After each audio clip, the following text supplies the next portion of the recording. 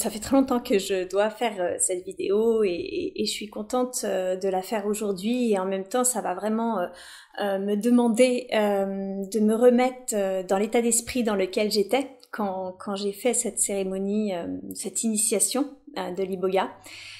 Car c'était en juillet 2022, et du coup il s'est passé quasiment plus de 9 mois maintenant depuis cette cérémonie, et j'en ai fait d'autres, bien d'autres même depuis, avec du coup énormément de travail personnel sur moi et énormément de compréhension aussi de certains concepts spirituels. Donc je vais essayer de vous raconter mon initiation à l'iboga telle que je me la rappelle, et sans forcément ajouter tout ce qui est toutes les compréhensions que j'ai pu en avoir après en creusant sur certains concepts ou sur certaines choses que j'avais vécues. Du coup, pour rappel, parce que j'ai déjà fait une précédente vidéo que vous pouvez regarder sur mon expérience avec la MDMA, je m'ouvrais enfin, du coup, j'écoutais enfin l'élan de mon cœur d'aller justement vers les psychédéliques pour grandir, apprendre. En fait, je savais pas vraiment même ce que j'attendais, pour être honnête, des psychédéliques, si ce n'est que je sentais que j'avais vraiment un appel à vivre cette expérience, car je me sentais limitée à cause de mon mental. Et comme par hasard, quand c'est le bon moment pour vous, tout s'ouvre. Et en l'occurrence, en moins de 15 jours, j'avais vraiment eu et un contact pour la MDMA et un contact pour l'iboga au Gabon.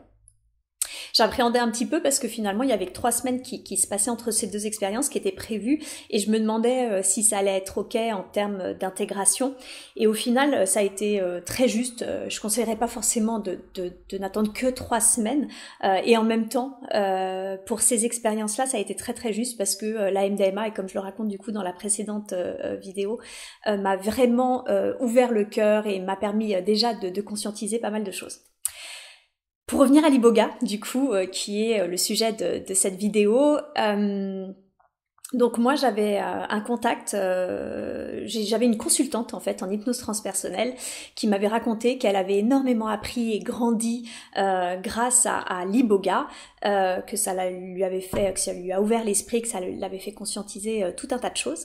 Et moi je ne savais pas du tout ce qu'était l'iboga, je n'en avais même jamais entendu parler, et en fait elle l'a comparé à l'ayahuasca en fait, en me disant est-ce que tu connais l'ayahuasca? Oui, effectivement, bon je connais pas personnellement, mais oui j'en ai déjà entendu parler. Elle m'a dit bon bah l'iboga c'est un peu la même chose, sauf que c'est pas un mélange de deux plantes, c'est pas une décoction de deux plantes, c'est une racine en l'occurrence gabonaise, qu'on trouve un petit peu au Cameroun également, mais surtout au Gabon, et que l'on mange en fait, vraiment qu'on mange, et qui permet justement un état élargi de conscience. Et je ne sais pas pourquoi, quand elle me dit ça, tout de suite, mais vraiment, alors que j'avais déjà entendu parler de l'ayahuasca et tout, et effectivement j'avais envie d'essayer, mais j'avais vraiment rien mis en œuvre pour essayer. Là, direct, dès qu'elle m'a dit ça, j'ai senti qu'il fallait que je le fasse. J'ai senti que ça y est, ça, c'était ma voie. J'avais vraiment l'impression, c'est vraiment l'impression que j'avais à ce moment-là, d'avoir trouvé la médecine psychédélique avec laquelle je voulais travailler. Ce que je ne savais pas, c'est que c'était que ça allait être le début du travail, en tout cas le début d'un chemin d'expérimentation et d'expérience. Et voilà, je sens le truc, et donc du coup, je lui demande si ça la dérange de me mettre en lien avec du coup la personne qui s'occupe de tout ça.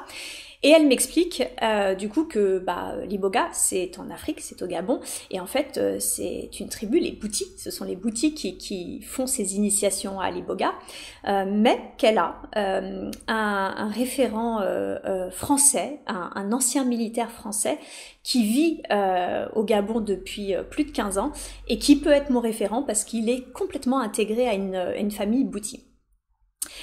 Donc super, je me dis en plus, voilà, j'ai quelqu'un qui est quand même occidental et qui peut répondre à mes premières questions ou m'aider dans l'organisation de tout ça. C'est très important parce que dans mon histoire personnelle, il faut savoir que j'ai habité et vécu et travaillé en Afrique. J'avais un poste de dirigeante, et ça n'a pas toujours été évident d'être, surtout que j'étais une jeune femme, j'avais 30 ans, j'avais un cadre de directrice générale, donc c'était pas forcément évident en tant que femme blanche de 30 ans d'être cadre dirigeante en Afrique, au Sénégal en l'occurrence. et que je me rappelle quand même des fois la dureté un petit peu justement de la vie africaine par rapport au confort qu'on peut avoir en Occident, et puis surtout aussi forcément c'est ce choc des cultures, parce que là vraiment on ne peut pas faire plus différent. C'est vraiment des cultures qui sont très très différentes et des fois qui ont pu m'interpeller, parce que et il n'y a pas une raison il y en a un qui a raison et il y en a un qui a tort, c'est juste qu'on a deux logiques extrêmement différentes. Donc c'est vrai que pour moi ça me demandait vraiment de retourner en Afrique, ça me demandait de le faire, mais de le faire en conscience, voilà. Donc ça c'était déjà tout un travail de savoir est-ce que j'avais envie, est-ce que j'étais prête à retourner en Afrique, et surtout pour une initiation. D'autant plus que l'autre chose qui était un peu difficile pour moi, c'est que cet homme, Philippe en l'occurrence il s'appelait, et je vous expliquerai pourquoi je parle de lui au passé. Philippe m'expliquait que l'Iboga, c'était en gros, lui c'était un très grand initié, puisqu'il avait fait énormément de séjours au Pérou, mais également au Portugal, pour travailler avec l'ayahuasca, travailler avec le tabac, etc. Et ensuite, il en était venu à l'Iboga, et il m'expliquait que l'ayahuasca était considéré un peu comme la mère, et l'Iboga un peu comme le père, et que c'était un chemin initiatique assez guerrier. Et moi, pour être tout à fait honnête, je suis plutôt née avec une énergie de garçon, une énergie d'action très forte, avec énormément d'énergie. Et ces 10 dernières années ont été consacrées justement au fait de récupérer ma douceur, de récupérer ma grâce, voilà, d'essayer d'apaiser cette grosse énergie que j'ai d'action pour être plus dans l'accueil et plus ronde. Donc du coup, pour moi, c'était extrêmement questionnant de me dire, tiens, comme de par hasard, je suis attirée par un psychédélique qui est considéré comme un chemin initiatique assez guerrier. Donc voilà, donc j'avais l'Afrique, j'avais en soi ce chemin un peu guerrier, et puis surtout, c'est qu'est-ce qu'une initiation? Parce que moi, du coup, les psychédéliques, à part la MDMA qui est la médecine du cœur, donc quelque chose de quand même très doux, et Dieu merci, ça s'est super bien passé, donc ça m'encourageait quand même, mais vraiment j'avais beaucoup d'interrogations pour tout ça, beaucoup de questions. Le fait, j'avoue, ce qui m'a décidé finalement à y aller, c'est le fait que Philippe soit là, que j'avais un interface français, parce que voilà, je sais qu'il peut y avoir de grandes différences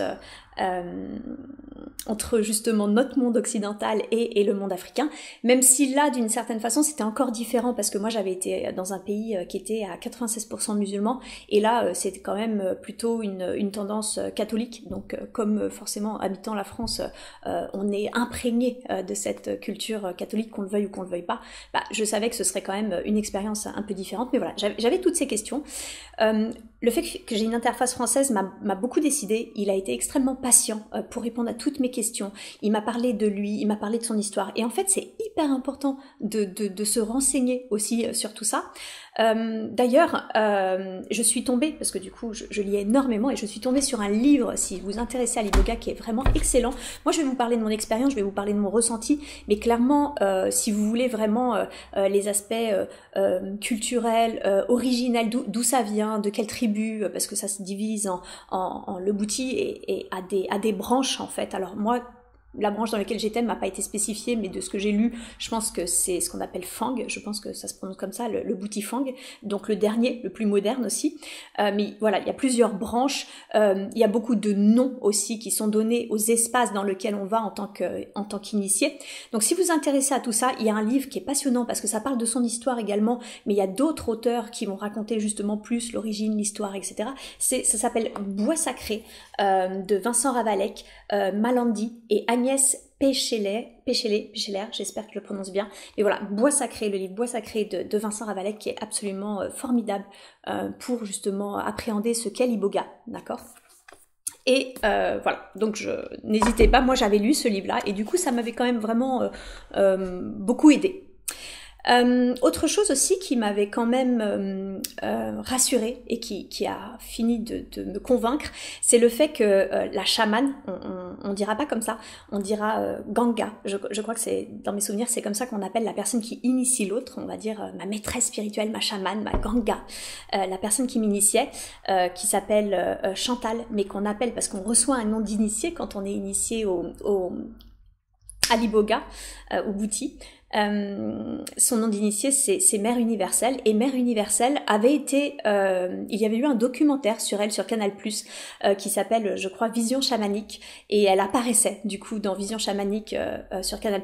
Bon, donc c'est vrai que le fait que Canal+ s'était intéressé à cette femme et à ses pratiques, que j'avais une interface française sur place, voilà, ça a achevé de me convaincre, et puis surtout j'avais envie, vraiment très envie, d'écouter l'élan de mon cœur. Alors déjà, le truc assez cool, le fait d'avoir un ancien militaire sur place, c'est qu'en fait il avait quand même encore quelques passe droits. Et quand je suis arrivée au Gabon, là j'ai retrouvé effectivement l'organisation et l'aéroport à l'africaine, c'est-à-dire pas forcément très organisé et en grappe, en masse de monde. Et c'est vrai que de fait que Philippe soit là, du coup, je suis passée relativement vite par tous les contrôles que nécessitait du coup mon arrivée sur le sol gabonais. Donc ça, c'était assez agréable. Tout de suite, la première chose qu'il a fait en fait, c'est que il m'avait pas vraiment dit, il m'avait dit en gros des trucs cool, mais il m'avait pas vraiment dit ce que je devais emmener. Et en fait, tout de suite, je suis arrivée et j'ai compris que, voilà, j'ai eu tout un tas de restrictions où finalement, d'ailleurs, si un jour vous le faites pas comme moi. Moi, j'avais emmené un sac à dos énorme. Et en fait, ça sert à rien parce que, vous le verrez plus tard, mais en fait, je suis en slip et en pagne, quasiment. Je suis restée en slip et en pagne tout le temps de l'initiation qui a duré quand même 10-15 jours. Donc c'est voilà, n'en est pas énormément d'affaires, ça ne sert strictement à rien. Du coup en fait tout de suite il m'a emmené chez lui, il m'a fait refaire mon sac en fait, et je suis partie avec juste un tout petit baluchon. Et puis surtout c'est qu'il m'a fait laisser absolument tout ce qui était matériel. Alors j'avais pas emmené d'ordinateur ou quoi que ce soit, mais je n'avais pas du tout le droit à un téléphone par exemple. Donc je suis vraiment partie avec juste un petit pochon d'affaires avec moi. Et quand on est arrivé du coup chez Mère Universelle, j'ai été hyper impressionnée parce que m'attendait du coup dans sa maison, d'accord. Donc c'est vrai que les maisons c'est en gros des briques brutes qui ont été montées les unes sur les autres. Ça ressemble plus à des cases. Alors chez Mère Universelle il y a quand même effectivement un salon quoi que ce soit, mais l'extérieur, je veux dire une espèce de terrasse extérieure, c'est un peu ça, c'était brut. Et tout autour de ce grand rectangle m'attendait tout un tas de personnes et j'ai compris du coup que c'était sa famille, mais ils étaient du coup hyper nombreux parce que moi il m'avait dit que il y aurait une initiation d'ouverture en fait, vraiment une initiation d'ouverture, et je m'attendais il m'a dit que ce serait intime, mais en fait intime c'est avec sa famille, et sa famille elle est quand même très nombreuse. Donc en fait il y avait tout un tas de personnes qui m'attendaient, et il y avait une autre femme. Donc j'ai compris par la suite en fait qu'on serait quatre initiés, 4 bandzi, c'est comme ça qu'on appelle les futurs initiés à Aliboga. Et qu'il y avait une autre femme qui m'attendait en fait, parce que du coup les deux autres hommes avaient déjà fait une cérémonie d'ouverture, et elle devait la faire avec moi. Donc j'ai été initiée avec une autre femme, une Camerounaise très exactement. Et c'est marrant, j'ai retrouvé aussi un sentiment que nous, en tant que blancs français, en France, on a très très peu, c'est de se retrouver en fait le seul blanc. Et moi, je l'avais déjà vécu quand je vivais en Afrique, ça m'était déjà arrivé, et ça avait été même la première fois, et je récupérais de nouveau cette sensation d'être, à part Philippe qui était mon interface, mais qui restait pas, parce que lui, pour le coup, il m'emmenait et puis il repartait chez lui ensuite. Je me retrouvais de nouveau la seule blanche. Et c'est quelque chose en fait, on ne pense pas assez, mais c'est quelque chose qui est intéressant à vivre aussi pour comprendre toutes les personnes qui peuvent être de couleurs de peau différentes ou de situations de handicap différents dans des mondes normés par rapport à des cultures ou par rapport à des pays ou par rapport à des situations justement de vie. Donc c'est toujours une expérience très intéressante. Et du coup, j'ai été initiée ce jour-là. Alors, du coup, mon initiatrice, Ganga, je crois que c'est comme ça qu'on dit,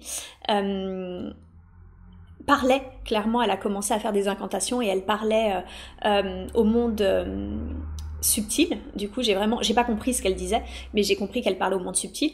Et puis surtout, ce qui était intéressant, c'est qu'elle m'a montré un seau et elle m'a expliqué du coup que ce seau, c'était des plantes purificatrices. voilà, avec lesquelles j'allais devoir me laver 5 fois par jour. J'aurais en gros 5 ablutions à faire par jour, qu'à partir de maintenant, je n'avais plus le droit ni au savon, ni au dentifrice, rien du tout. Donc si je me lavais les dents, bah, c'était juste à la brosse à dents.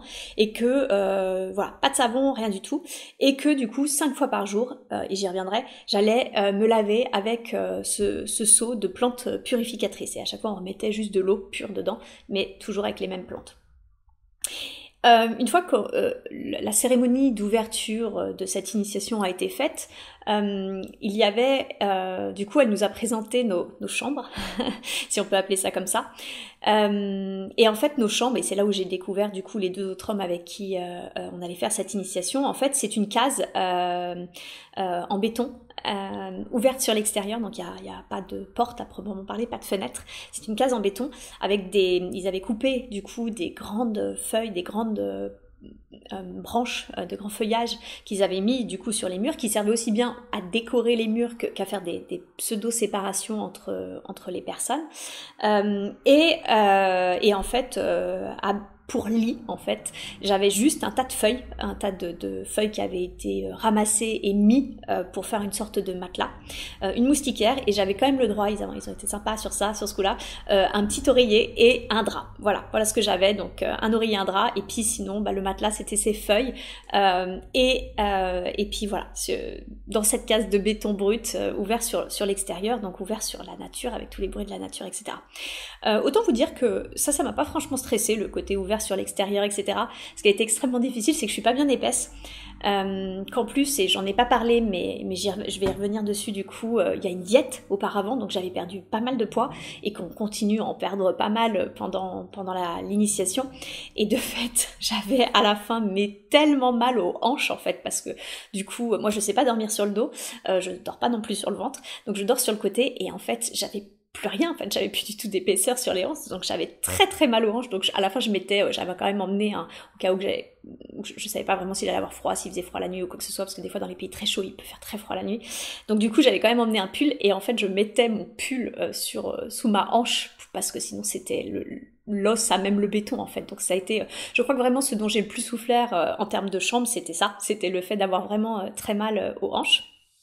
Donc elle me présente la chambre, je m'aperçois du coup qu'il y a cette femme camerounaise qui est adorable, et 2 autres hommes,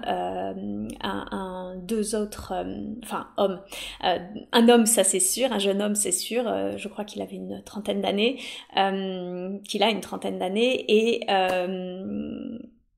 et qui est du coup gabonais, et un enfant de 11 ans. Donc là je découvre en fait que les boutis vont initier les enfants parfois très très jeunes, et que limite 11 ans c'est déjà tard pour eux en fait, que l'initiation elle peut même être encore plus tôt. Moi j'ai pas du tout de jugement là-dessus, dans le sens où je veux dire c'est une culture, c'est leur culture, ils font ça comme ça, voilà, ils ont certainement leur raison. Juste mon avis, et là pour le coup peut-être mon avis de praticienne en pratique transpersonnelle, parce que j'accompagne quand même j'ai des centaines et des centaines de séances à mon actif de pratiques transpersonnelles, je suis également psychopraticienne, donc voilà, j'accueille les gens en thérapie d'une manière générale.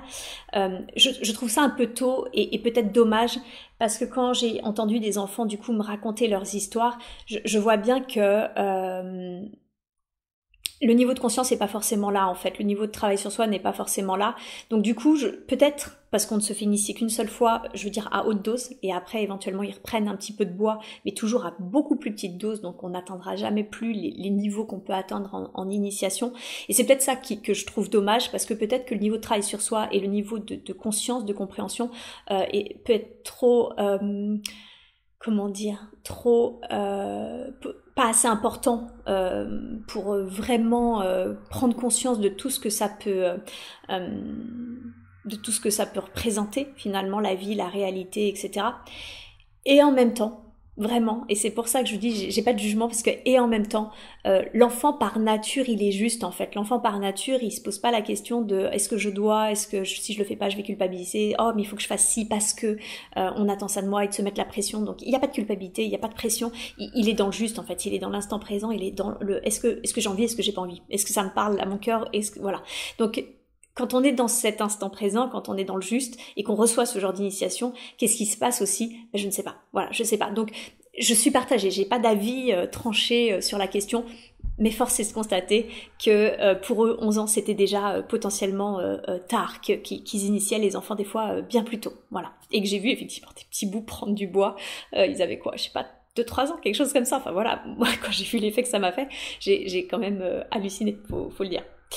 Donc voilà, donc il me présente ma chambre, donc cette case de béton brut avec ces tas de feuilles pour matelas, et je crois que mon choc, plus que la chambre, vient des toilettes, parce qu'en fait, c'est pas des toilettes. En fait, on fait le tour de la maison, donc quand on rentre dans ce lieu-là où on va dormir, du coup, en fait, on rentre d'abord dans un espace où il y a des déesses. Ça va être très important pour la suite. C'est-à-dire qu'en fait, les déesses, c'est les déesses qu'ils prient, on va dire en quelque sorte. C'est les déesses aussi, vu qu'on se lave 5 fois par jour, on va aller prendre notre seau et les mettre dans des petites cases individuelles où on va se laver. Et ensuite, le soir, à la dernière purification, à la dernière ablution, on reprend du coup notre seau et on va le poser près des déesses pour la nuit, d'accord? Et voilà, donc il y a tout un tas de déesses, et les déesses en fait, certaines sont des harpes. L'harpe est un instrument de musique très important dans le bouti. La musique, on y reviendra aussi, est très importante, mais voilà, donc on pose ça là. Et puis du coup, elle me fait faire le tour du coup que je ferai pour aller aux toilettes, mais également pour aller me laver, donc qui est derrière cette case en béton. Et derrière, en fait, là, il y a un trou de 1 mètre sur 2, on va dire, c'est très grand, un très grand trou, dans le sol, d'accord, avec 2 planches de bois, et avec un fond, full d'excréments, hein, vraiment, c'est vraiment une bouillasse d'excréments, et je comprends que du coup, là, ce sera mes toilettes. Il faut savoir que on n'a pas le droit d'avoir les chaussures. En fait, dès l'instant, il y a 2 choses qu'on ne fera plus dès l'instant que je suis arrivée là, c'est effectivement avoir un téléphone ou quoi que ce soit, mais c'est aussi d'avoir des chaussures. Donc je suis pieds nus constamment, et je n'ai pas le droit de croiser les jambes aussi. Dès que je m'assois, je dois avoir les 2 jambes à plat. Et de fait, j'imagine pour l'enracinement, en fait, vraiment pour être bien ancré au sol et à la terre, à notre chère terre-mère. Et là, par contre, c'était ma seule exception. Là, ils auraient pu me dire quoi que ce soit. C'est clair et net que j'ai pris mes tongs à chaque fois que je suis allée dans ces toilettes. Et heureusement, Dieu merci que j'ai vraiment une grosse capacité de résilience, parce que ça, c'était vraiment hardcore. Vraiment, le côté, la bouillasse d'excréments avec toutes les mouches, hein, parce que je vous passe les détails, mais il y a l'odeur, il y a les mouches, il y a absolument tout. Ça a été vraiment plus encore que la case qui me faisait vraiment mal aux hanches. Les toilettes, c'était à chaque fois une petite épreuve. Voilà. Voilà un petit peu pour les présentations, et pour revenir, parce que c'est ce que je voulais faire et que j'ai oublié au tout début, oui, avant de commencer en fait la session, alors eux non. C'est-à-dire que j'ai appris quand je suis arrivée sur place finalement que les 3 personnes avec lesquelles j'avais été initiée commençaient finalement leur descente alimentaire en même temps, enfin au moment de l'initiation, alors que moi en réalité, Philippe, ça faisait il y a 15 jours qu'il m'avait mis à la diète, et c'est vraiment une diète, en gros c'est des fruits et des légumes, mais pas de sauce, pas gras, pas sucré, pas d'alcool bien sûr, bon pas de viande, moi je mange pas de viande donc ça allait, mais vraiment il y avait que voilà, des poissons maigres, pas de poissons gras, pas de viande, pas d'alcool, pas de sucre industriel, que des fruits, que des légumes, voilà, pas de sauce, rien du tout, et également pas de sexualité. Voilà, donc il y avait vraiment toute cette notion de diète qui commençait, et du coup quand j'ai réalisé que moi j'avais quand même commencé en amont un petit peu ma diète, et donc du coup j'avais quand même déjà pas mal perdu de poids, il m'a expliqué qu'en fait il connaissait nos modes de vie, et il a pas tort, hein, franchement, forcément même moi en étant plutôt à tendance végétarienne ou pesco-végétarienne, et en faisant quand même attention, forcément on vit et on mange pas du tout de la même façon qu'eux non plus. Et du coup, il m'a dit, voilà, je connais le monde occidental, et donc de fait, je préfère que vous commenciez une diète avant, parce qu'il y a plus à nettoyer en fait. Voilà. Donc voilà pour la diète, et je reviendrai après sur cette notion effectivement de descente alimentaire et de jeûne, parce que ça finit ainsi aussi. Alors le lendemain, le temps pour moi, qui suis quand même, comme je l'ai dit, dans une grosse énergie d'action et toujours en train de faire quelque chose, là pour moi c'est l'enfer. Le temps se traîne à l'infini, parce qu'en fait on n'a absolument rien à faire, mais vraiment rien à faire, et encore le truc cool, c'est qu'on est entre bandits, donc ça veut dire qu'on est entre initiés et qu'on peut quand même parler. Mais c'est vrai que pour moi le temps se traîne et puis surtout je sais pas quelle heure il est quoi. Ce qui clairement me donne l'heure et à peu près là où j'en suis, et c'est les purifications parce que comme je l'ai dit en fait il y a 5 purifications par jour. Alors la première elle est à 6 heures en fait, il y a une femme qui vient et qui sonne une cloche, mais alors une cloche qui fait un bruit d'enfer. Moi j'avais peur le premier jour de pas l'entendre, mais c'est genre juste impossible tellement ça fait un raffut d'enfer et à la fin d'ailleurs je crois que je me suis fait un ancrage à la cloche, je pouvais plus l'entendre tellement elle me cassait les oreilles. Et en fait, voilà, elle sonne la cloche pour qu'on se réveille. Et là, donc un peu avant 6 heures, parce qu'on doit faire la purification à 6 heures, donc un peu avant 6 heures, elle sonne la cloche. Et là, on se lève et en fait, on doit honorer les déesses. Je l'ai dit, voilà, dans leur, c'est très important dans cette culture-là. Et du coup, à notre tour, on prend une cloche et on doit sonner 3 fois la cloche, du coup, pour honorer les déesses. On prend notre petit seau, on sort de la case, on descend, parce que du coup c'était en pente, on descend le chemin, on peut aller aux toilettes, ou juste à côté des toilettes, du coup il y avait des cases individuelles, des toutes petites cases faites de feuillage en fait, individuelles, où on enlève du coup notre slip et notre pagne, parce qu'en fait tout le temps de l'initiation, tous ces 10 jours, ces 10-15 jours d'initiation, eh bien on va avoir uniquement un pagne de douche et un pagne pour la journée et un slip. Et j'apprends qu'il faut toujours garder le même slip, mais qu'en plus de ça, le slip à la fin, en gros, il sera brûlé. Je crois que c'est brûlé, mais en tout cas, clairement, on doit s'en débarrasser, on ne le reverra pas, quoi. Bon, déjà, je savais pas. J'étais un petit peu embêtée. Non, en fait, j'étais contente et embêtée. Contente parce que, en réalité, et vous allez le comprendre à la fin de la journée, j'étais contente d'être, non pas en slip, mais en shorty, parce que du coup, j'avais un shorty, et embêtée parce qu'en fait, j'aimais bien ce shorty-là. Voilà, c'était un shorty extrêmement confortable, donc je l'aimais bien. Donc je suis en shorty et avec mon pagne de douche et je descends et j'enlève du coup mon pagne et je commence les ablutions. Donc les ablutions, ça consiste en quoi ? Déjà c'est parler tout simplement aux plantes médicinales, leur donner, leur dire ce qu'on veut se débarrasser, ce qu'on veut plus, ce qu'on veut, etc., etc. Il y a aussi dans les plantes médicinales une plante un peu particulière. Je sais pas ce que c'est que cette plante, mais elle est très longue, elle est très fine, et à chaque fois il y a un nœud. Et en fait, il y a autant de plantes qu'il y a de jours.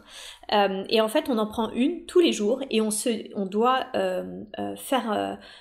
prendre la plante et faire un nœud ou le défaire, je crois, voilà, et jeter la plante derrière soi en disant ce dont on se débarrasse. Et moi, par exemple, le premier jour, j'avais décidé du coup de me débarrasser de la culpabilité. Je culpabilisais par rapport à certaines choses que j'avais pu dire ou faire avec mon fils décédé, et donc du coup voilà, je m'en suis débarrassée, mais je posais l'intention de me débarrasser de la culpabilité d'une manière générale, c'est-à-dire vis-à-vis de mon fils, mais également toute la culpabilité éventuellement que pouvait porter ma lignée familiale, mes ancêtres. La notion d'ancêtre est très importante chez eux, et en fait c'est totalement logique dans leur façon de vivre, où ils vivent en communauté et ils vivent où toute la famille vit ensemble, aussi bien les enfants que les parents, que les grands-parents, etc. Donc en fait voilà, c'était vraiment pour moi un bon lieu pour travailler aussi sur mes lignées, et de fait j'ai décidé de me débarrasser ce jour-là de la culpabilité vis-à-vis de moi, mais également de moi vis-à-vis de mon fils, mais également de mes ancêtres. Donc on fait l'ablution. Moi les premiers jours en fait je me frottais avec les plantes médicinales, parce que j'avais pas de savon, il y avait que ça, enfin voilà, donc moi je suis pas habituée, d'habitude j'ai du savon, j'ai du, comment ça s'appelle, ma petite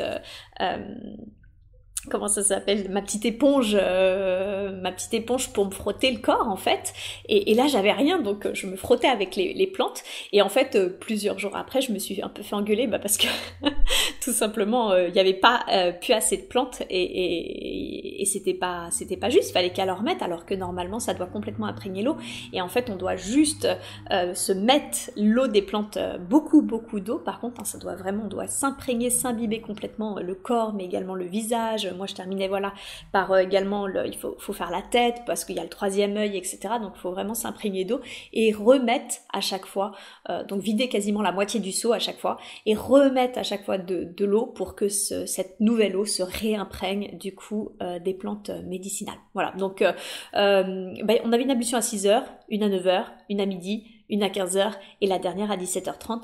Et concrètement, c'est ce qui rythmait nos journées, c'est comme ça qu'on savait quelle heure il était. Mais d'une manière générale, c'est vrai que c'est pas évident, parce que en fait, il y a beaucoup d'ennuis. Et voilà, on parle un petit peu. Heureusement, j'avais justement des initiés qui était voilà, qui avait une trentaine d'années, qui était prof, qui était également producteur, et du coup qui vraiment était un vrai sens de la curiosité. Donc du coup il voulait savoir quelles étaient nos intentions, comment on en était venu justement à faire ça, et c'était intéressant, mais d'une manière générale je me souviens que le temps était vraiment long, et qu'à la fin les ablutions, on en avait ras-le-bol, quoi. Surtout les cloches, le réveil à 6 heures du matin, on en avait vraiment ras-le-bol. La dernière ablution, comme j'ai dit, donc le seau on le descend, et puis la dernière ablution on doit remonter le seau et le remettre près des déesses. Et puis m'attendait une autre surprise le premier jour, puisque du coup je ne le savais pas. C'est que là j'arrive du coup en pagne, avec mon pagne mouillé de douche, hein, et je suis en culotte comme je l'ai dit en dessous. Et les femmes, enfin d'ailleurs pas que les femmes, je vois une communauté assise tout autour d'un grand feu. Donc il y a une grosse marmite sur le feu, et toute la communauté s'est réunie dans notre espace et s'assoit, et il y a un tronc d'arbre. Et la Ganga, hein, notre initiatrice, Mère Céleste, me demande du coup d'enlever mon pagne pour faire c'est une autre sorte de purification, mais c'est une purification à l'eau brûlante en fait. C'est-à-dire que la marmite, il y avait de l'eau brûlante qui avait chauffé pendant 2 heures avec des plantes médicinales encore dedans. Et en fait l'idée c'est de s'asseoir sur ce tronc. Ils prennent une espèce de plumeau de tige, hein, c'est des brindilles qu'ils ont fait en plumeau, et ils trempent ça donc dans l'eau brûlante, d'accord, et pour pas qu'on soit non plus ébouillanté, en fait, il claque ce plumeau-là contre une espèce d'ardoise, et du coup, en fait, on a juste des projections, mais des projections quand même d'eau brûlante, donc ça fait un peu comme des petites aiguilles, et du coup, pour pas être brûlé, et puis parce que ça brûle, bah en fait, on tourne autour du tronc, en fait, on est assis, et puis on se protège le visage, et puis on tourne comme ça, vraiment tout le long du tronc. Donc déjà en soi c'est pas funky de se faire brûler, mais en plus moi ce qui me gênait forcément en tant que femme occidentale devant un parterre d'hommes et de femmes, c'est d'être à moitié nue du coup devant la tribu. Et du coup, face à ma gêne, du coup, quand elle me demande d'enlever le pagne, je lui dis mais je vais être nue en fait. Et elle me regarde un peu interpellée, elle me fait bah tu t'as pas de culotte. Et je fais bah si, mais ma poitrine va être nue. Et là, en fait, du coup, mère universelle prend son sein, le sort et me dit en me regardant, en Afrique, le sein sert à allaiter en fait. Bon. Bah, qu'est-ce que vous voulez répondre à ça? Pas grand chose en fait. Donc du coup, bon bah j'ai enlevé le pagne et un peu gênée, je me suis prêtée au jeu en fait, de m'asseoir sur le tronc et de tourner pour me protéger des projections brûlantes. Une fois que c'est fait, donc c'est 3 fois 20, hein, 3 fois 20 comme ça, projection. Et une fois que c'est fait, on est du coup, les femmes nous récupèrent, nous assoient près du feu, et en fait nous enduisent d'argile partout, de la tête aux pieds, on est complètement enduit d'argile. Et une fois que l'argile a séché avec le feu, elle nous frotte en fait, elle nous frotte l'ensemble du corps, donc encore j'imagine un moyen de purifier, et on doit garder ça, c'est-à-dire que de toute façon, comme je l'ai dit, hein, on n'a pas de douche, rien, à part les temps de purification, donc on doit garder ça toute la nuit. On a le dernier repas, donc là il est 17h30, hein, le dernier repas était à 15h, donc vraiment on est en descente alimentaire. On avait mangé un peu de fruits et une infusion le matin, on avait mangé un peu de riz et un peu de poisson à 15h, et puis là on avait juste eu le droit à une infusion. Et ensuite ils nous ont demandé de nous coucher vers 21h pour commencer justement à méditer, tout simplement sur nos intentions, sur les raisons pour lesquelles on est là, quoi. Donc voilà à peu près comment s'était passée cette journée entre ennui et tout. Alors le premier jour encore moi c'était sympa parce que du coup quand ils m'ont vu, j'avais certes un pagne et ma culotte, mais j'avais gardé mes bijoux et surtout mes cheveux. Et du coup Mère Universelle m'a appelé et m'a demandé tout simplement d'enlever tous mes bijoux. J'ai dû enlever tous mes bijoux et m'a demandé d'être tressée. Donc elle a demandé aux femmes de me tresser à l'africaine. Donc j'avais pas de miroir, je ne sais pas à quoi je ressemblais, mais du coup j'avais vraiment je sentais que d'une certaine façon il y avait aussi un travail sur la perte d'identité, c'est-à-dire de vraiment commencer à rentrer, à m'imprégner dans l'initiation, dans le bouti, dans cette culture-là, voilà, dans ce qui était en train de se jouer là. Donc c'était assez intéressant. Alors, chaque matin, faut savoir que on doit le groupe à chaque fois, enfin notre groupe d'initiés, les bandits, mais également du coup Mère Universelle et certains membres de la tribu vraiment très proche, de la famille vraiment très proche, on se réunit, on doit raconter nos rêves, parce que forcément, comme il y a une descente alimentaire, qu'on se fait des ablutions avec les plantes médicinales et qu'on est beaucoup dans les intentions, hein, dans les méditations, dans réfléchir à nos intentions, à ce qu'on veut plus, etc. Pourquoi on fait ça, les rêves sont intéressants à aller explorer. Et chaque matin, du coup, on doit parler de nos rêves. Alors, pour être tout à fait honnête, mais ça c'est parce que je suis thérapeute, c'est pas du tout de la thérapie à l'occidentale. Là, pour le coup, moi personnellement, en tant que praticienne, j'ai pas trouvé du coup que les réponses à ce que j'ai pu raconter étaient pertinents ou m'ont beaucoup aidé à avancer. Ce qui était intéressant en fait au final, parce que je me rends compte qu'on a des cultures très différentes et qu'ils n'ont pas forcément besoin de mettre des mots, de poser des mots derrière ce qu'on dit, c'est l'écoute en fait. C'est ce qui est assez intéressant, c'est vraiment il y a une vraie, il y a une écoute, mais en fait juste déjà il y a un temps de partage, c'est-à-dire qu'on prend le temps de raconter tout ça. Donc voilà, donc ça en soi, j'ai trouvé ça assez intéressant. En l'occurrence, moi, pour ma première ablution, du coup, ce deuxième jour, il y avait vraiment cette notion intéressante de couple, en fait, depuis ma première session avec la MDMA, j'avais vraiment l'impression d'être en train de nettoyer toutes mes relations de couple dans cette vie, et j'avais fait un rêve du coup qui était en lien avec le couple, et je crois que c'est ce que j'ai demandé à libérer au cours de ma première ablution avec ce petit nœud là qu'on défait et qu'on jette derrière soi. J'ai demandé à libérer en fait toutes les fois où j'ai pu blesser le cœur d'un homme, où j'ai été moi-même blessée dans cette vie, dans d'autres, ou dans ma lignée familiale, encore une fois, voilà. Donc j'en ai profité pour libérer tout ça. Et puis m'attendait une surprise de taille ce matin-là, parce que du coup, au lieu d'un petit déjeuner, qui est déjà, on mangeait pas beaucoup, hein, on avait mangé juste un peu de fruits la veille et un peu de riz et un peu de poisson à 15h, pas de petit déjeuner, mais un géant vert, donc c'était une tisane. Le géant vert, c'est comme ça qu'il l'appelle, hein, c'est une plante qui est en fait naturellement antibiotique et laxatif. Waouh! Donc déjà, c'est la quantité astronomique de la tisane, c'est pas un mug en fait, c'est genre, je crois qu'il y a une bouteille entière, enfin pas entière, mais je crois bien une demi-bouteille à boire de cette tisane, et en fait ça a un goût atroce, mais vraiment c'est atroce. Je commençais entre la cloche à 6 heures, les 5 ablutions, les brûlures, hein, où on se fait ces petites projections d'eau brûlante et le géant vert. Ouais, là je commençais à vraiment comprendre le mot initiation en fait. C'est vraiment en fait c'est mis bout à, enfin pris séparément c'est pas difficile en fait, mais c'est mis bout à bout en fait. À la fin vraiment de cette initiation justement, c'est tout ça mis bout à bout avec la fatigue, la faim, tout ce qui se passe, l'émotionnel qui remonte et tout le travail qui se fait, où vraiment le mot initiation est très fort. En fait, vraiment maintenant je sais ce que veut dire une initiation. Donc il me donne cette espèce de tisane absolument dégoûtante à boire, et je bois, je fais tout ce que je peux, alors le plus, il faut boire vite, mais le plus difficilement possible, je bois.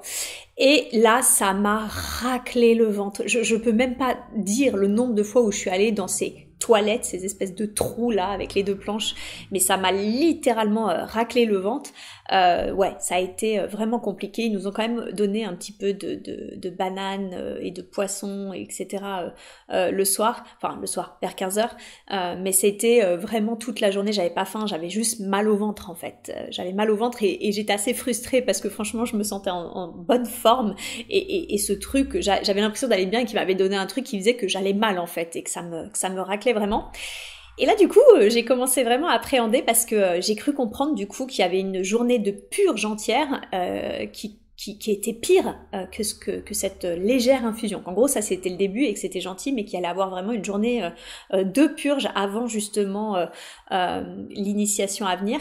Et là, ouais, du coup, quand j'ai vu comment ça m'avait raclé le ventre, je me suis dit, waouh, je sais vraiment pas à quoi m'attendre. Alors un truc aussi, du coup, le soir après la dernière purification, qui était intéressante, c'est qu'ils nous ont demandé de choisir un père et une mère spirituelle. C'est-à-dire que on avait Ganga, notre initiatrice, mère universelle, et en même temps, on devait choisir du coup un père et une mère universelle qui allait nous aider justement tout au long de cette initiation. J'avais très fortement vu que l'une des femmes me faisait un peu de la séduction pour que je joue. J'avais un peu hésité parce que je la trouvais justement dans son comportement assez jeune, pas forcément mature, et avec un peu d'ego dans cette façon de faire, de vouloir absolument être choisie. Voilà. Et en même temps, voilà, je sentais que ça lui faisait tellement plaisir que voilà, je l'ai choisi et j'ai vu que ça lui avait vraiment fait plaisir. Je l'ai pas regretté parce que elle pouvait être dure, mais comme peuvent l'être un peu les Africains, parce qu'en fait ils ont pas des vies faciles, donc en fait souvent ils peuvent être un petit peu durs. Et en même temps, je l'ai toujours sentie extrêmement soucieuse, enfin je veux dire sans vraiment le montrer, je l'ai toujours sentie quand même soucieuse et présente à son rôle et au fait que ça se passe bien. Et par ailleurs, j'ai choisi un homme qui avait le sourire et la parole très rare, et en même temps que je sentais jeune et solide, vraiment solide. Et je m'étais dit que ça pouvait être un bon complément et éventuellement compenser la jeunesse et l'ego de la jeune femme. Et avec recul, je suis vraiment très heureuse, très contente parce que ils ont été absolument formidables. Je me suis vraiment sentie soutenue pendant l'initiation par cette jeune femme et durant la prise de l'iboga par ce jeune homme en fait. Donc ça a été un très bon choix. Mais voilà, très intéressant de choisir un père et une mère spirituelle pour nous aider durant cette initiation. Et puis aussi, du coup, c'est cette mère spirituelle, mais également les autres jeunes femmes, ont décidé de m'apprendre à danser parce que le lendemain, pardon, on avait une veillée. On a régulièrement des veillées. Les veillées sont assez impressionnantes parce que souvent ils prennent eux un peu d'iboga. Faut savoir que l'iboga empêche de dormir, en fait on ne dort pas quand on prend de l'iboga, et du coup elles peuvent durer toute la nuit en fait, donc c'est assez impressionnant. Et en fait la veillée, donc c'était la veillée du feu, c'était la cérémonie du feu. Et il fallait que je danse. Enfin, il allait falloir que je danse, mais une danse bien spécifique. Hein. C'était pas une danse comme je le fais en France, en bougeant mon corps, quoi. Non, c'était une danse, une de leurs danses à eux. Et c'est pas facile en fait, parce que c'est vraiment un rythme et un tempo très particulier, un mouvement du corps qui n'est pas du tout le nôtre en tant que femme occidentale, qui n'est pas du tout le mien, qui n'a jamais été le mien. Mais voilà, j'ai vraiment joué le jeu et essayé de faire du mieux que je pouvais, et ça les a bien fait rire. En tout cas, on a bien rigolé avec cette histoire de danse, et d'une manière générale, en fait, on rigole assez bien parce que c'est vrai que nous, entre bandzi, entre initiés, on est tout le temps ensemble, donc on rigole, ils me font rire, nos différences culturelles nous font rire, et puis moi je les fais rire quand je leur dis que je vais finir par ressembler avec ma petite peau blanche et mes projections de dos brûlante à un petit poulet cramé en fait, quoi. Donc voilà, donc non, c'est long, c'est clairement long, c'était long et en même temps intéressant, très sympa.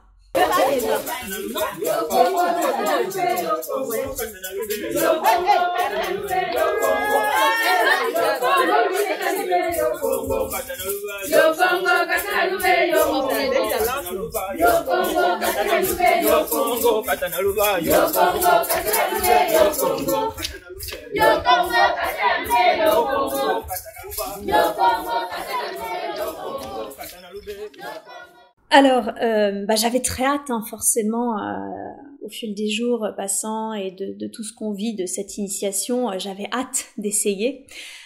Faut savoir, alors je sais pas du tout si ça se passe pareil dans toutes les tribus Bouti ou dans toutes les branches Bouti, mais en l'occurrence dans celle où j'étais, en fait ça se passe en 3 fois, donc effectivement il y a un début de purge, puis ensuite il y a une première prise de bois sec, et ensuite parce que l'iboga, on va y revenir, c'est du bois, c'est de la racine, et ensuite il y a une deuxième prise de bois avec, mais cette fois-ci c'est 3 poignées, non pas une mais 3, et ensuite, le dernier jour, mais après avoir fait une grosse purge, il y a comment ça s'appelle, l'initiation à proprement parler, où là on prend du bois frais, donc de la racine fraîche, et on prend du coup à saturation. On mange le bois, on mange littéralement le bois à saturation. Donc l'iboga, déjà effectivement, c'est vrai que j'en ai pas parlé, mais c'est de la racine. L'iboga, c'est un arbre, et en fait, ce qu'on mange pour le coup dans cet arbre, c'est pas ses feuilles, c'est sa racine. En fait, on va déterrer la racine de l'iboga, et elle se consomme de deux façons, soit sec, c'est-à-dire qu'on prend la racine, on la fait sécher et on la râpe, et donc dans ce cas-là, on dit qu'on mange du bois sec, c'est comme de la sciure de bois, ça ressemble d'ailleurs à de la sciure de bois, concrètement, ou soit on la mange frais, c'est-à-dire qu'elle vient d'être déterrée, elle est nettoyée, donc ça fait, c'est de la racine, hein, donc ça fait des petites racines qu'on essaye de compacter en croquettes, mais bon, c'est de la racine, hein, donc ça bouge un peu, enfin ça bouge, c'est pas compact quoi, d'accord, mais on essaye d'en faire des petites croquettes et il faut l'avaler à la fin à saturation. Donc j'avais un peu hâte, j'avais lu, comme je l'ai dit avant sur le sujet, et j'avais lu que c'était atroce. Bon, j'avais vraiment lu que le goût était vraiment pas bon, etc. C'est encore pire que tout ce que j'ai lu. Je ne sais pas comment le dire autrement. C'est la chose la plus horrible que j'ai jamais avalée. Non, vraiment, sincèrement. Enfin, je reviendrai souvent là-dessus, mais les psychédéliques ne sont pas des drogues. La définition de la drogue, c'est d'être addict à la substance, et surtout que cette substance à laquelle il y a une addiction, elle dégrade mentalement, physiquement ou émotionnellement, ce qui n'est pas le cas des psychédéliques, parce que au contraire, généralement, on travaille sur soi, on va mieux, on a des compréhensions spirituelles, etc. Mais en plus, de toute façon, et en l'occurrence, l'iboga, l'ayahuasca, etc. J'imagine, je ne connais pas l'ayahuasca encore, j'espère un jour avoir le plaisir d'essayer, mais voilà, c'est pas un objectif non plus en soi, mais là, pour l'instant, en tout cas, l'iboga, ce qui est sûr, c'est qu'on peut pas être addict à ça. C'est impossible. C'est atroce. C'est vraiment, c'est atroce. Donc c'était le jour où on commençait à prendre cette première prise. Donc une prise, on nous met de l'iboga dans la main, ça doit être une poignée, et on l'avale. Essayez juste de vous imaginer que vous mettez de la sciure de bois dans votre main et que vous l'avalez avec un grand verre d'eau. C'est simple, c'est atroce. Vous avez l'impression de vous étouffer déjà avec ce bois, mais en plus le goût est d'une amertume, mais sans nom. Rien que de vous en parler, et rien que quand je repense à ce souvenir, ou que genre je sens l'iboga aujourd'hui, j'ai des remontées, j'ai des hauts de cœur en fait, d'accord, tellement c'est atroce. Je ne sais même pas si je pourrais en remanger un jour dans ma vie. Je suis censée en reprendre un petit peu une fois par an. Maintenant que je suis initiée, sincèrement, je ne sais pas du tout si je serais capable de faire ça. C'est tellement c'est atroce. Donc voilà, donc c'est encore pire que tout ce que j'avais lu, de tout ce qu'on avait pu me dire là-dessus. C'est vraiment incroyable. On m'avait dit que potentiellement on pouvait retrouver un peu d'agilité ou de concentration, mais alors pas du tout. Moi sincèrement, ça faisait déjà un mois que j'étais en diète, on m'avait bien purgé, j'ai décollé, c'est-à-dire que d'habitude j'ai un gros mental, et d'ailleurs c'est assez étonnant parce qu'après avec les autres substances je me suis rendu compte que j'avais plutôt un certain contrôle sur les autres substances, mais là j'ai décollé, c'est-à-dire qu'au bout de 30 minutes je me suis allongée et genre juste j'ai voyagé quoi. Alors ça a commencé par des images assez délirantes en fait, vraiment moi qui n'ai pas vraiment de créativité dans mon quotidien, je suis toujours surprise de constater que sous psychédélique j'ai une créativité incroyable, mais folle vraiment. Je voyais par exemple des sirènes, c'était très pastel, c'était vraiment très pastel, et je voyais des sirènes mais par exemple en bulles. Vous savez ces petites bulles là pour enfants, les bulles en plastique dans lesquelles les enfants vont sauter dedans, etc. Et ben moi c'était ça, sauf que les bulles étaient en pastel, et la sirène était toute en bulles, et la mer était toute en bulles, et tout en bulles pastel. J'ai vu des piscines avec des nageuses, mais voilà, que des décors pastels avec beaucoup de créativité, et beaucoup voilà d'images qui semblent n'avoir ni queue ni tête. Donc après ces tableaux créatifs, parce que vraiment je vais les appeler comme ça, c'était vraiment très beau. Il y a vraiment eu cette sensation, c'est vrai que Philippe m'avait dit, c'est un peu, tu verras l'iboga, c'est un peu comme s'ils ouvraient les portes de ton inconscient, quoi, et te montraient ce qu'il y a dans ton inconscient.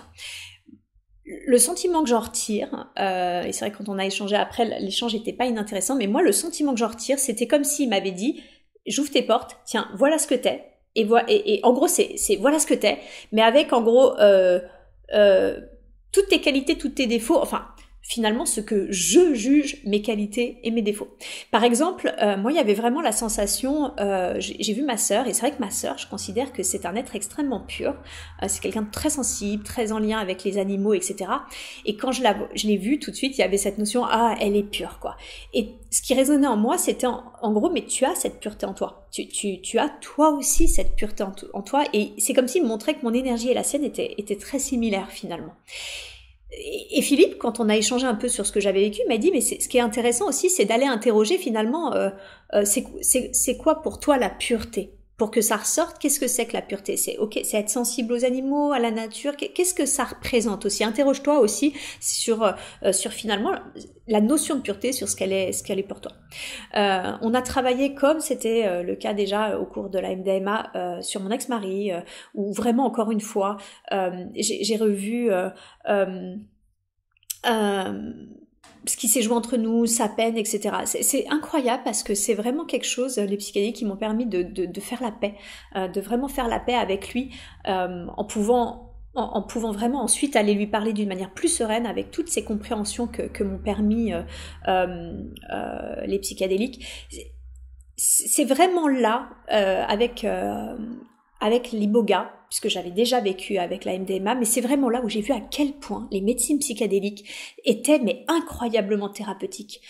Et c'est vrai du fait d'être en plus moi-même praticienne en transpersonnel, de fait, je vais très loin dans le travail en fait et dans les compréhensions. Donc même si pour le coup, j'avais pas forcément d'intégration, parce qu'il n'y a pas forcément ça en Afrique, des sessions d'intégration et de travail qu'on retrouvera plutôt dans d'autres pays et qui pour moi sont très importantes. Mais le fait d'être déjà thérapeute finalement, moi je me faisais ma propre intégration et j'ai vu mais tellement la puissance thérapeutique de ces médecines-là, parce que j'avais vraiment beaucoup de recul sur les choses, beaucoup de compréhension de ce qui se jouait, donc ça a énormément aidé quoi.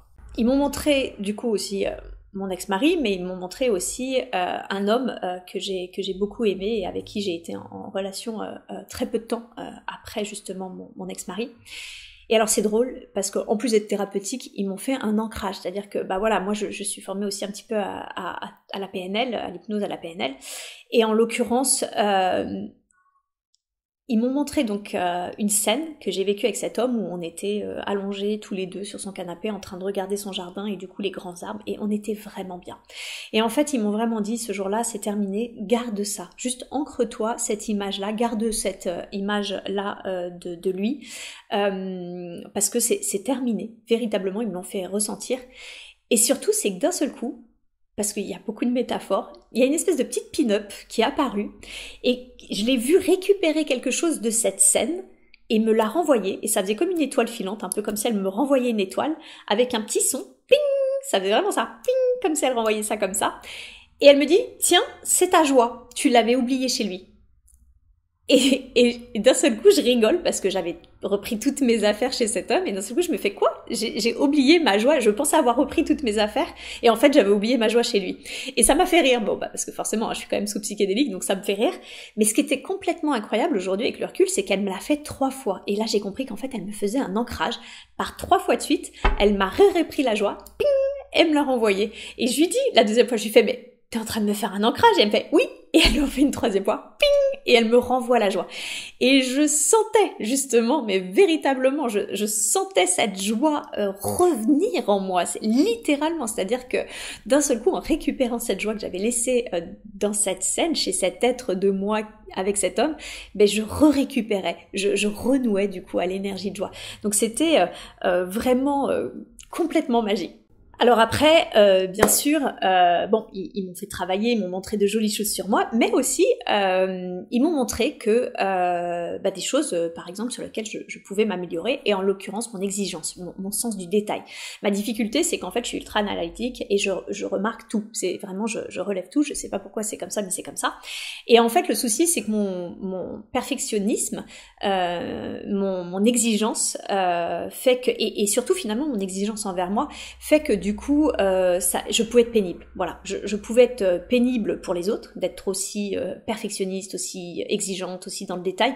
Mais même moi, en fait, genre en gros, c'était lâche-toi, quoi. Tu vois, tranquille, quoi. Tu n'es pas obligé de rentrer dans le détail à ce point-là, quoi. Et puis le fait de rentrer dans le détail à ce point-là, c'est qu'en fait, ça inclut forcément le fait que je râle, parce que forcément c'est pas fait comme je l'aimerais.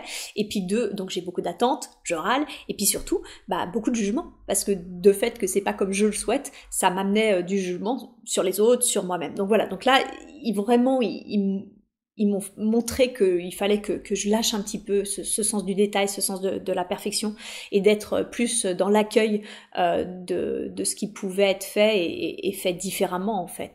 Voilà.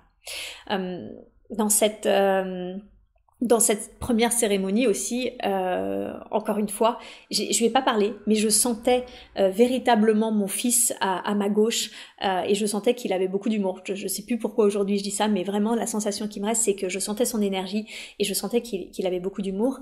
Je me souviens aussi, au cours de cette première cérémonie, avoir suivi une lumière blanche.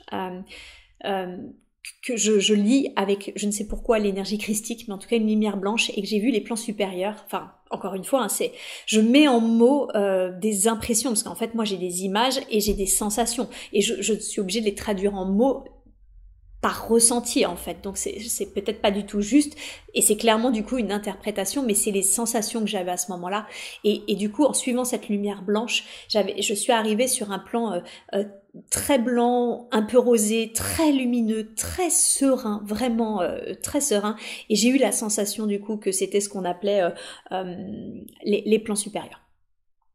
Bon, le problème avec l'iboga, c'est que tout ce que l'on avale, on le vomit. Voilà, tout simplement, parce que ça purge. C'est le bois, on ne peut pas le garder dans le ventre, donc en fait, tout ce que vous allez avaler, vous allez le vomir, mais pas qu'un peu.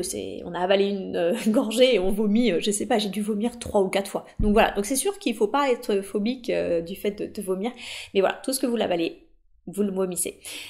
Donc ça a été un peu sport.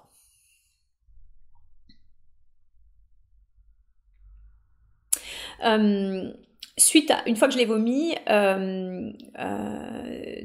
déjà, comme je l'ai dit, en fait, on n'a plus faim. L'iboga, ça coupe la faim, donc en fait, on n'a juste pas faim. Et puis aussi, on n'a pas sommeil. C'est-à-dire qu'en fait, on ne dort pas. On peut aller se coucher et en fait, on va être un peu dans un rêve éveillé. On ferme les yeux, mais on reste conscient. En fait, on est dans un rêve éveillé un peu tout le temps. Et ce qui est resté, ce qui était très étonnant, c'est qu'il y avait des traînées lumineuses. Déjà, j'ai l'impression que ça tanguait un peu après, mais en fait, quand par exemple, je bougeais mon bras, déjà je voyais des traînées lumineuses, mais quand je bougeais mon bras, j'avais littéralement l'impression de voir 2-3 corps, comme si je voyais des corps subtils. Je sais pas du tout si c'était des corps subtils, mais c'était comme si je voyais en bougeant mon bras 2-3 corps subtils autour de mes mains, par exemple. Je voyais ma main 3-4 fois, quoi, voilà. Et avec la traînée du coup de ma main, quoi, qui se déplaçait. Donc ça, c'était assez rigolo. Dans le travail aussi que j'ai fait ce jour-là, ils m'ont montré, en fait, c'est marrant parce qu'ils m'ont montré que j'avais un peu la même énergie que ma sœur, alors que je la voyais très pure et tout. Ils ont essayé de me faire comprendre que j'avais cette notion de pureté en moi. Même si je l'interroge, du coup, c'est est-ce que j'ai cette notion de pureté ou est-ce que la pureté pour moi est important et en quoi c'est important? Il y a quand même cette interrogation-là. Et en même temps, ils m'ont montré aussi l'aide qu'est ma maman, en me disant que là, à l'inverse, je n'étais pas ma maman et qu'il fallait que j'arrête de m'identifier à elle. Et en même temps, du coup, on est voilà 2 personnes différentes et on a des comportements très différents. Et en même temps, et je pense que c'est quelque chose que j'avais besoin de savoir et de comprendre, ils m'ont montré bébé et ils m'ont montré qu'elle me tenait dans les bras et que clairement qu'elle me berçait, qu'elle prenait soin de moi et qu'elle me choyait. Vraiment, c'est la sensation que j'avais qu'elle me choyait.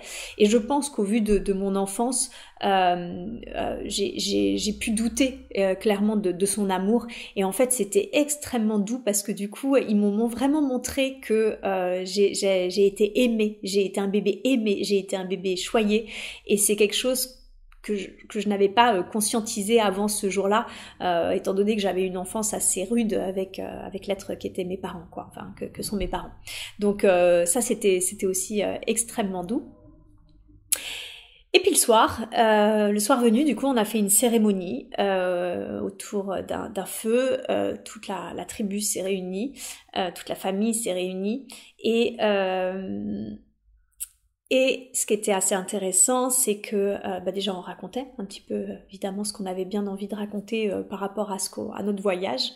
Et puis on dansait. C'est là où j'ai dû mettre en œuvre avec ma mère spirituelle justement la danse qu'elle m'avait appris. J'ai vraiment fait de mon mieux, ils ont été adorables, ils m'ont dit que je dansais bien. C'était très beau.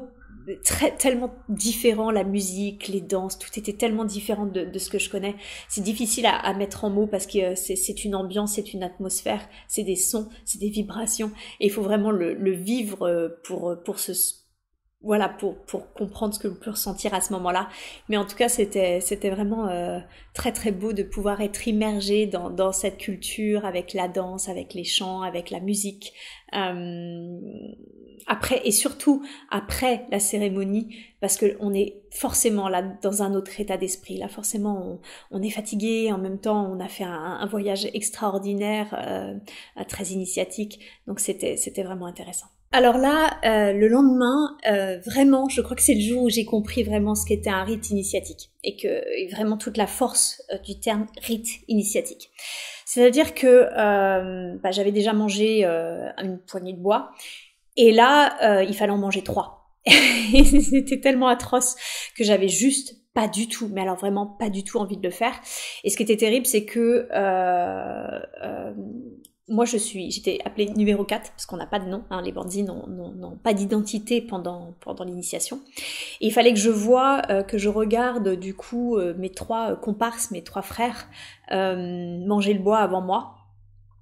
Et juste, je les voyais avec leur haut de cœur, parce que comme je vous l'ai dit, c'est vraiment atroce comme goût. Et je me demandais véritablement comment j'allais réussir à manger. Mais vraiment, je me suis dit, mais en fait, je vais juste pas y arriver.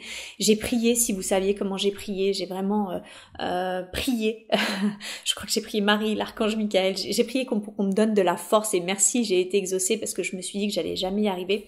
Je sais plus. La première c'était quoi, mais je sais que la deuxième il y avait une notion du pour le père, le fils et l'enfant quoi. En gros il y en a 3 pour le père, le fils et l'enfant, et s'il reste un petit peu, on doit le passer sur la tête pour ne pas le gâcher, parce que la tête c'est le chakra couronne, c'est l'ouverture au spirituel. Et ça a été ultra puissant. C'est vraiment dès l'instant que j'ai pris, c'est pareil. Les effets ont été extrêmement rapides, donc je me suis allongée. Mais alors là, ça a été très différent. Autant j'ai énormément de souvenirs de tout ce qui s'est passé au cours de la première. La deuxième, je sais que ça a été extrêmement puissant, mais ça a été aussi très sombre. C'est-à-dire que le peu que je me rappelle, c'était vraiment, je voyais une raclette, je voyais des temples incas, mais comme si j'étais à l'intérieur de ces temples. Vraiment, c'était bizarre. J'avais l'impression d'être un peu comme dans une pyramide, sauf que je voyais des structures, de la décoration inca, un petit peu du relief et du bas-relief inca. Et je voyais beaucoup de boue, beaucoup de sang. Et vraiment, j'avais l'impression que ça raclait. J'avais l'impression de voir une raclette qui raclait de la boue et du sang. Donc en fait, c'était très rouge, très sombre, etc. Je sais pas du tout ce que ça a nettoyé, mais vraiment, j'avais la sensation que ça nettoyait. Et je me souviens juste qu'il y avait, je crois, une petite pincée à la fin de plan supérieur, de plan céleste, histoire d'adoucir l'expérience. Mais vraiment, c'est tout. Et alors après, par contre, j'ai vomi, mais vraiment, j'ai vomi.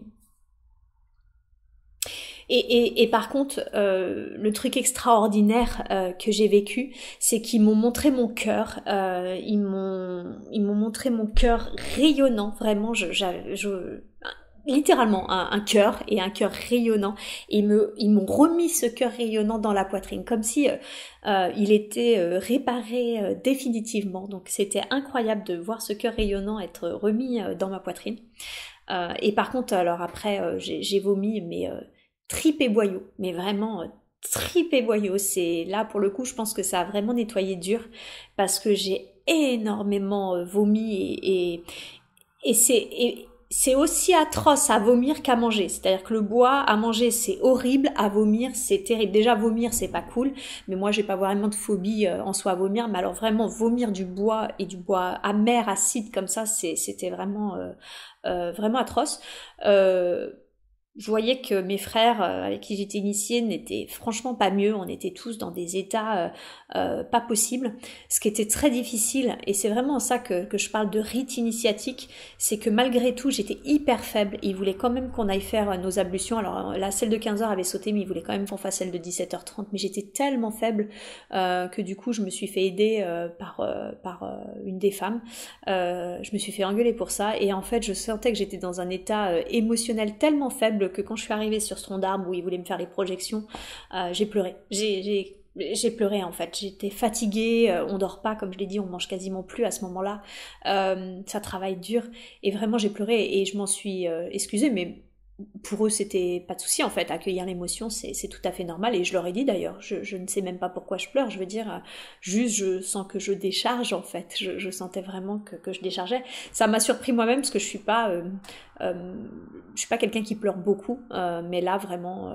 je sentais que fallait que ça sorte quoi, que j'avais beaucoup nettoyé et que ça sorte. Et puis ce que je disais, hein, c'est vraiment mis séparément tout ce qu'il y a à faire, les purifications, voilà, l'eau chaude, enfin l'eau brûlante, etc. C'est pas dur en soi, mais c'est tout mis ensemble. C'est chaque jour le réveil à un peu moins de 6 heures, les 5 ablutions, l'eau bouillante, le travail avec la purge, le travail avec le bois, l'émotionnel, l'introspection, cet isolement, puis pour moi cette culture aussi, hein, qui est complètement différente de mon quotidien, de mon confort quotidien, les toilettes, plein de bouches, plein de merde, hein, concrètement. Tout ça, c'est vrai que vraiment ce jour-là, ouais, j'ai senti que j'ai déchargé et que c'était inexplicable et en même temps nécessaire, quoi.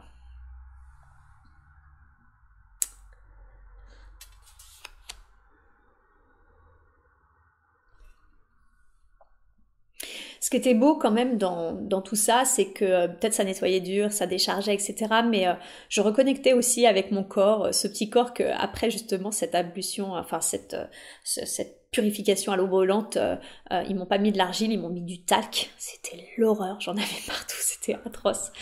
Et je voyais ce corps du coup qui maigrissait et qui mangeait pas forcément, voilà, qui était fatigué, etc. Et je ne sais pas comment exprimer à quel point j'avais plein de gratitude pour ce corps. Et encore, j'en parlerai dans une prochaine expérience que j'ai fait j'ai fait une cérémonie au 2CB et j'ai reconnecté mon corps. Je vous ferai une vidéo sur ça aussi. Et là, ce qui était incroyable, c'est que j'avais une gratitude pour ce corps. Je veux dire, je suis toute petite, je fais 1m56, je pèse 47 kilos et en même temps, ce corps, il a toujours été en bonne santé, il a toujours été solide, à m'accompagner dans toutes mes aventures, dans tous mes délires.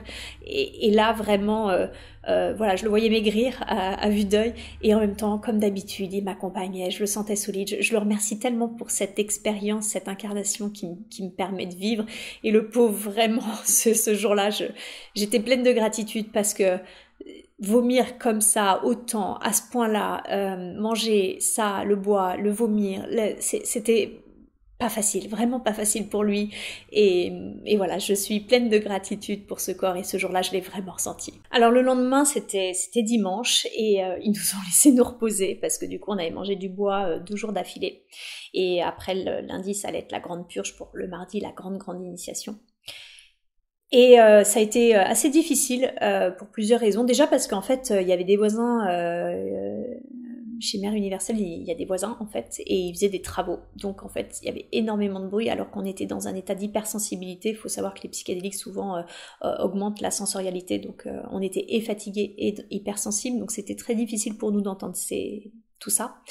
J'avais mal aux hanches du fait que je maigrissais et que du coup mes hanches grattaient le béton et que forcément les feuilles avec au fur et à mesure des nuits elles s'aplatissaient, donc en fait mon matelas de feuilles devenait tout raplapla. Donc ça a été assez dur.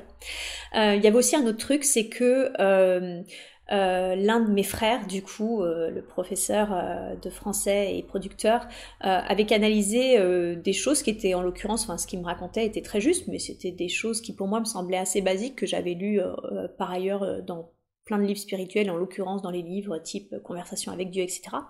Sauf que voilà, lui, j'avais l'impression que c'était la première fois qu'il accédait à ce genre de connaissances, et ça semblait très important pour lui, mais du coup, voilà, il avait envie de le partager, sauf qu'il le partageait pas avec la bonne forme en fait, et il sermonnait, il disait vous devez prier, prier, et soyez attentifs à ci, à ça, enfin voilà, et c'était fait avec colère, avec cri, avec plein de choses en fait, et à un moment en fait, et je sentais que ça me faisait monter en fait, moi dans mon état d'hypersensibilité et de fatigue, ça me faisait monter, donc à un moment je lui ai dit mais écoute, tu dis les choses, des choses qui sont justes, et en même temps tu les dis de la pire des façons quoi, c'est pas du tout nécessaire d'hurler sur les gens comme ça, et je sais qu'il hurlait un peu comme ça parce qu'en fait il se sentait pas entendu, comme je l'ai dit, c'est pas autant ici, en Europe, si vous faites des expériences avec les psychédéliques, vous allez avoir des sessions d'intégration. En Afrique, c'est pas forcément le cas en fait. Il n'y a pas de session d'intégration, donc ça peut être compliqué quand on vit des choses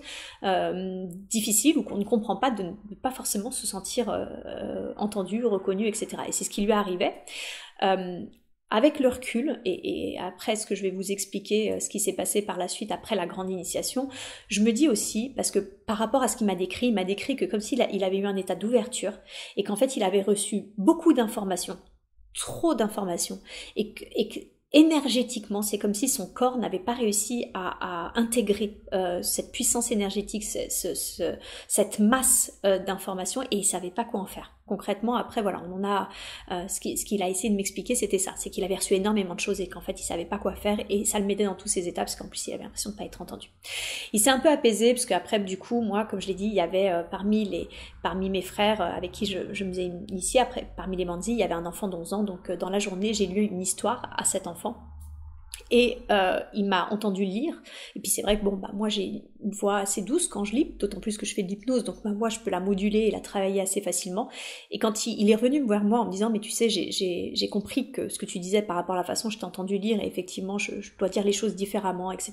Mais voilà, tout ça mettait quand même pas mal de tension. Le soir on nous a ramené un truc dégoûtant à manger, enfin en soi c'était du manioc, c'est très bon, mais c'était du manioc sans sel, sans sucre, sans rien, brut. Il y avait un espèce de truc gluant que j'ai détesté, et ça faisait 2 jours que j'avais pas mangé, parce qu'avec les bogards on n'a pas faim.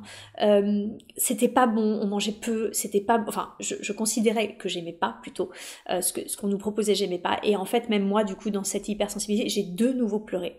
Et là Mère Universelle est venue me voir et je lui ai dit c'est vraiment difficile quoi, là les conditions c'est vrai que de vie sont très différentes de mes conditions en France, tout ça, le travail, etc. Je suis fatiguée, j'ai faim, et j'aime pas ce qui est proposé et tout. Donc elle a été adorable. Déjà elle m'a dit de pas cacher mes émotions, parce que je m'étais éloignée pour pleurer seule, pour pas montrer ma peine, et elle m'a dit que je devais surtout jamais cacher mes émotions et que c'était ok, et elle m'a ramené des fruits du coup juste pour que je mange un petit peu quand même si du coup on mangeait quasiment plus rien parce qu'il y allait avoir la grande initiation qui allait arriver. Mais voilà, donc c'était vraiment le dimanche c'était censé être un jour de repos, et en même temps voilà, on était à vif quoi, on est fatigué, ça travaille dur, on est à vif, on doit quand même continuer les ablutions, etc. Hein, chaque fois ça change pas, tous les jours, réveil avant 6h, etc. Donc ouais, on était tous un petit peu à cran, et on savait en plus que lundi arrivait la grande purge. Je ne savais pas à quoi m'attendre, j'allais pas être déçue. Et effectivement, l'enfer continuait. Hein. Le lendemain, du coup, déjà j'avais mal dormi. J'avais très mal à la tête, et du coup quand on est allé faire l'ablution de 6h, j'étais claquée, j'avais mal à la tête, et j'ai demandé aux plantes de m'enlever le mal de tête. Et j'ai été exaucée, donc j'étais bien contente parce que j'étais vraiment fatiguée. Et au lieu de petit déjeuner, bon on savait que ce serait la grande purge, on avait en fait 1,5 litre de géant vert du coup de cette plante dont je vous ai parlé, mais la pu en tisane, en smoothie, c'est-à-dire qu'en fait ils avaient pris la plante fraîche et ils l'avaient mixée avec un peu d'eau, mais ça faisait une espèce de smoothie très épais vert à boire le plus rapidement possible. Donc pour ça en fait ils nous encourageaient avec des chants, des encouragements, etc. Mais genre c'était atroce, mais vraiment ça a été, j'avais des hauts de cœur, enfin j'ai cru que j'allais jamais réussir à boire ce truc tellement c'était vraiment atroce. Et d'ailleurs ils m'ont avoué après qu'ils pensaient que j'arriverais jamais, vu que j'ai eu énormément de mal à boire ce géant vert, ils pensaient que j'arriverais jamais à manger le bois frais, parce que là c'était tellement difficile pour moi de boire ces 1,5 litre. Déjà 1,5 litre c'est énorme à boire et le plus rapidement possible, mais en plus essayer d'imaginer de boire 1,5 litre de trucs dégoûtant en fait, vraiment c'était aussi atroce que le bois quoi, je sais pas, peut-être non le bois est pire, mais vraiment c'était pas bon quoi. Et puis c'est pas fini, parce que du coup, en plus d'avoir ce smoothie de géant vert, eh bien il y a la poire. Hein, je ne vous raconte pas où je la mets, mais il y a une poire également, et du coup pour nettoyer les intestins, pour nettoyer les crottes de biquettes qui nous restent, des peu de repas qu'on fait en fait. Et je pense que mon corps n'a jamais été aussi nettoyé de l'intérieur, entre devant, derrière, etc. Vraiment j'étais nickel. C'est simple, j'étais mais littéralement, j'avais mal au ventre toute la journée, j'ai eu mal au ventre, ça m'a raclé les entrailles, ça m'a tellement raclé, je compte même plus le nombre de fois où j'étais aux toilettes, et ça m'a tellement raclé les entrailles qu'à la fin, je saignais. Je sentais que ça avait irrité du coup mes intestins ou mon côlon, je ne sais pas, et que vraiment je saignais. Donc là, je savais que il y avait plus rien à nettoyer. Clairement, il y avait plus rien à nettoyer. Les dernières glaires avaient été de l'intestin avaient été nettoyées. Il restait absolument plus rien. On avait également donc le soir de nouveau après le Mbappé. Le Mbappé c'est vous savez hein, c'est après la purification, la dernière purification, c'est l'eau brûlante hein, qu'on nous envoie avec l'ardoise où on tourne sous notre tronc pour se protéger. On avait une veillée encore avec de la danse etc. Et c'était Mbappé un peu particulier parce qu'on savait que le lendemain c'était la grande initiation, donc il fallait appeler nos ancêtres. On m'avait prévenu du coup que les ancêtres étaient très importants, donc j'avais fait un petit peu de recherche pour essayer de trouver, avant, par ailleurs, j'avais déjà fait un petit peu un travail sur ma généalogie et que j'avais gardé, j'avais pas été très loin, je crois que j'avais été à mon arrière ou arrière, mes arrière ou arrière grands-parents, quelque chose comme ça, enfin là où ce que j'avais pu trouver. Mais du coup, j'avais ramené ce travail que j'avais effectué avec moi et du coup, ce jour-là, pendant la veillée, pendant la cérémonie, on appelle nos ancêtres afin qu'ils participent à la session avec nous, afin qu'ils qui nous accompagne pendant l'initiation le lendemain. Donc voilà, donc j'ai fait ça. Je vous avoue qu'on était tellement fatigués, ça a travaillé le corps très dur, hein, cette purge toute la journée, que dès qu'on a été tous, tous les bandits, dès qu'on a été autorisés à se lever pour se coucher, on s'est tous couchés. On n'a pas fait long feu. Eux ont continué à danser une bonne partie de la nuit, etc. Nous, on s'est couchés dès que c'était possible parce que on était claqués, et puis parce qu'on savait que là, ça allait être le grand jour le lendemain, et que dans ce grand jour, là pour le coup, on savait qu'on n'allait pas beaucoup dormir, hein. Comme je l'ai dit, on ne dort pas. Quand on prend l'iboga, on est toujours dans ce rêve éveillé constamment. Donc on voulait être en forme, et puis tout simplement, on était fatigués, on était épuisés, pour être honnête. Alors le lendemain, c'est le grand jour. Ce qui est assez impressionnant, c'est qu'en fait, comme on ne mange quasiment plus rien à ce moment-là, hein, on est déjà ce jour-là, on est à jeun, mais de toute façon, on a quasiment déjà plus rien mangé les jours d'avant, et ce qu'on mange c'est en toute petite quantité, et plus les purges, etc. C'est que le corps n'est plus soumis à la faim. À la fin, j'avais même plus faim. J'avais vraiment même plus faim. Par contre, je sentais mon corps se déshydrater. Comme on est très faible, on a tendance à s'économiser également. Et je sais que du coup, je pouvais vraiment rester allongée des heures entières les jours d'avant sans rien faire en fait, hein, uniquement à être concentré sur ma respiration, etc. Vraiment, on n'est plus soumis à la faim. C'est marrant parce que du coup, ça m'a vraiment interpellée sur quand on meurt de faim ou quand on meurt de soif, est-ce qu'à un moment la faim ou la soif se coupe? Parce que moi, j'avais juste la sensation d'être concentrée sur le souffle, sur ma respiration. Je me sentais plus du tout en lien avec la faim ou la soif. Je me forçais quand même. La soif, du coup, j'ai jamais eu soif parce que j'avais le droit de boire de l'eau, mais je me forçais justement à boire des petites quantités parce que j'ai vu que j'aurais même plus arrêté de boire en fait, tellement j'y pensais pas, et j'ai resté allongée par la fatigue de tout ça. Et puis le jour de l'initiation, du coup, il y a les ablutions, les dernières ablutions. À ce moment-là aussi, ça y est, c'est le grand jour. Donc en fin de matinée, on vient nous maquiller. Les femmes viennent nous préparer. On est en Pagne. Elles ont fait des couronnes, des très jolies couronnes de fleurs, de branches. Et elles viennent nous maquiller. Donc nos mères spirituelles nous maquillent. Et puis ensuite, accompagnés de nos mères spirituelles et de nos pères spirituels, toute la tribu, toute la famille viennent nous chercher, du coup dans une longue procession. On arrive dans un lieu qui a été à l'extérieur, qui a été aménagé, donc c'est dans la nature. De grandes feuilles ont été également coupées pour faire par exemple certaines séparations. En l'occurrence, on nous assoit du coup les bandits ensemble et puis un à un, on va dans une espèce de toute petite hutte, mais minuscule, un peu comme celle où on faisait nos ablutions, mais qui est pas celle-là, qui en est une autre, et où du coup Mère universelle nous souffle de la fumée nous enduit de fumée, je sais pas trop comment le dire, mais vraiment il y a plein de fumée et je comprends qu'en fait c'est la protection, vraiment elle nous purifie mais nous protège aussi. Et puis il y a un cérémoniel à ce moment-là, hein, qui va commencer. Après cette protection, ils arrivent du coup, Mère universelle arrive avec des assiettes, donc chacun des assiettes et de l'eau, ok. Et dans ces assiettes, donc il y en a 4.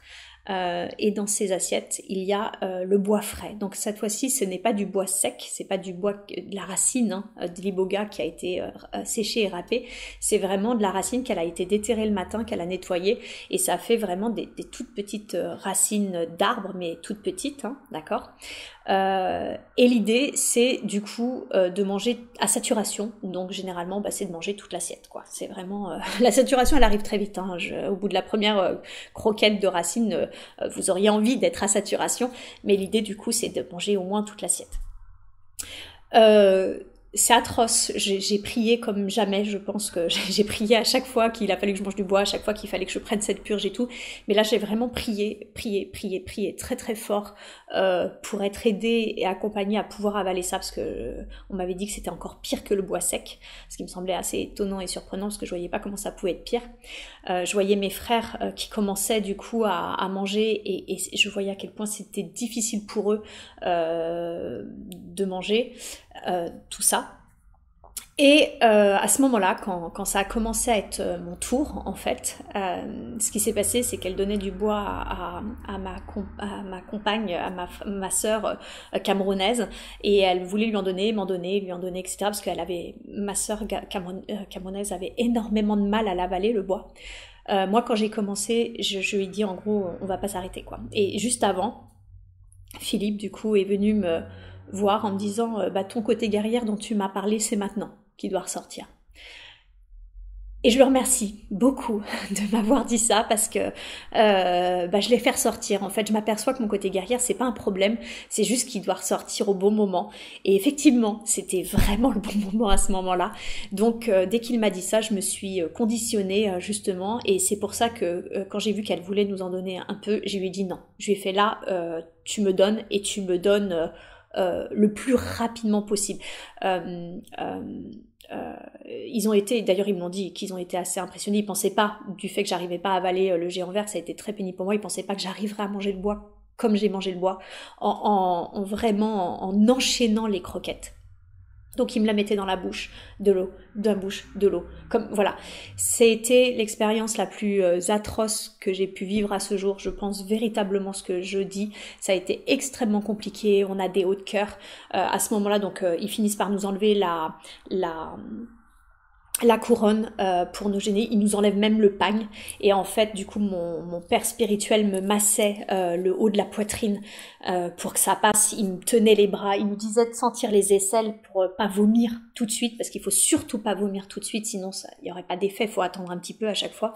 Donc il nous maintenait comme ça, il nous demandait de sentir les aisselles pour pas vomir, et hop, c'est parti, encore jusqu'à ce que ça fasse. Une fois que c'est fait, on a tous beaucoup de haut de cœur, voire même certains vomissent un petit peu. Moi j'ai pas vomi, j'ai recraché juste un petit peu d'eau parce que je sentais que c'était trop dans ma bouche. Et là il commence on avait déjà eu des ablutions, mais là il continue du coup avec les feuilles, avec les plantes médicinales. Ils nous refont des ablutions. Ce qui est difficile parce qu'en fait on est nu, on a froid, on est dehors. Et puis l'effet commence à apparaître tout doucement, donc j'ai des premières l'iboga. C'est intéressant parce que j'ai un autre bandzi, un autre frère, qui m'a on en a parlé, on avait les mêmes effets, c'est-à-dire que nous, on savait que ça commençait parce que c'était déjà une distorsion auditive, en fait. Il y avait comme une espèce de crispation, crissement, désolé. Bref, une espèce de bruit métallique qui venait s'installer dans notre oreille, en fait. On avait une espèce d'hallucination auditive. Et c'est en ça que nous, on savait que ça commençait, en fait. Et après, il commençait à y avoir effectivement des traînées lumineuses, etc. Mais nous, ça commençait vraiment par une distorsion du son, en fait. Une fois que ça s'était fait, donc ça c'était pénible. C'était pénible parce qu'en fait, on n'en peut plus, en fait. Vraiment, l'initiation, c'est un rite initiatique, c'est vraiment pas facile. Et puis là, on vient de se taper une épreuve de malade. On doit encore ils nous foutent de l'eau partout avec leurs trucs et tout, donc on n'en pouvait plus. Au bout d'un moment, quand ça, enfin, notre calvaire prend fin, à ce moment-là, ils nous allongent et ils nous allongent tous ensemble dans des couches à l'extérieur, en fait. Moi, à peine ils m'ont posé, en fait, que j'ai vomi. Tout de suite, alors d'habitude je vomis au bout d'une demi-heure, mais là en fait j'ai vomi tout de suite. Ils m'ont expliqué après que c'était naturel, qu'en fait c'était le début du voyage limite quand on commençait à vomir. Et effectivement j'ai vomi tout de suite. Et alors après c'était une grande déception parce que une fois que j'ai vomi, je me disais, mais est-ce que c'est parce que du coup j'ai vomi trop vite ou quoi que ce soit, je ne sais pas. Mais j'ai perdu connaissance et en fait il ne s'est rien passé. C'est-à-dire que, enfin, il s'est rien passé. Je ne me rappelle de rien, je dirais plutôt les choses comme ça, parce que vraiment je n'ai plus un seul souvenir. J'ai juste perdu connaissance et je ne me rappelle absolument de rien. Je ne sais même pas comment je sais qu'ils m'ont changé de place, puisque quand j'ai repris conscience, on était à la base dehors, sous des moustiquaires, et ensuite, quand je suis revenue, on était du coup dans la pièce où on faisait les veillées, les cérémonies, etc. Et là, on était allongés dans des matelas. Waouh! Après tous ces jours passés sur le béton, vous n'imaginez pas le bonheur absolu d'être allongé sur un matelas. Ça a été un instant, quand j'ai conscientisé ça, absolument magique, de ne pas avoir mal aux hanches. On était allongés sur des matelas. C'était clairement le milieu de la nuit. Ils avaient tous pris du bois eux aussi. Comme je l'ai dit, ils prennent régulièrement du bois, mais jamais plus à saturation comme au cours d'une cérémonie. Et en fait, du coup, comme ça les maintient éveillés, ils dansent, ils chantent beaucoup. J'en ai pas beaucoup parlé, mais la musique est extrêmement importante au Bhuti. Et en fait, très souvent, ils jouent beaucoup de harpe. La harpe est très importante. Et ils ont aussi j'essaie de trouver une photo et de le mettre, un instrument de musique qui s'appelle l'arc en bouche. C'est ça ressemble à une espèce d'arc, en fait. Et en bouche, pourquoi? Parce que l'espèce de tendon, ils le mettent sur la bouche et ils le font vibrer, en fait, en ouvrant un peu la bouche. Le son rentre dans la bouche et vibre, du coup, d'une certaine façon. Et la musique Bhuti est très particulière, elle est très cyclique, très rythmique, et elle aide énormément au voyage. Je me rappelle que pendant je crois que c'était la deuxième cérémonie, je les avais remerciés d'être venus, parce qu'ils étaient venus devant la case, et les hommes, c'est les hommes qui jouent, et les hommes avaient joué de la musique et avaient accompagné notre voyage, et vraiment la musique Bhuti est très importante pour le voyage, en fait, elle nous permet vraiment de voyager.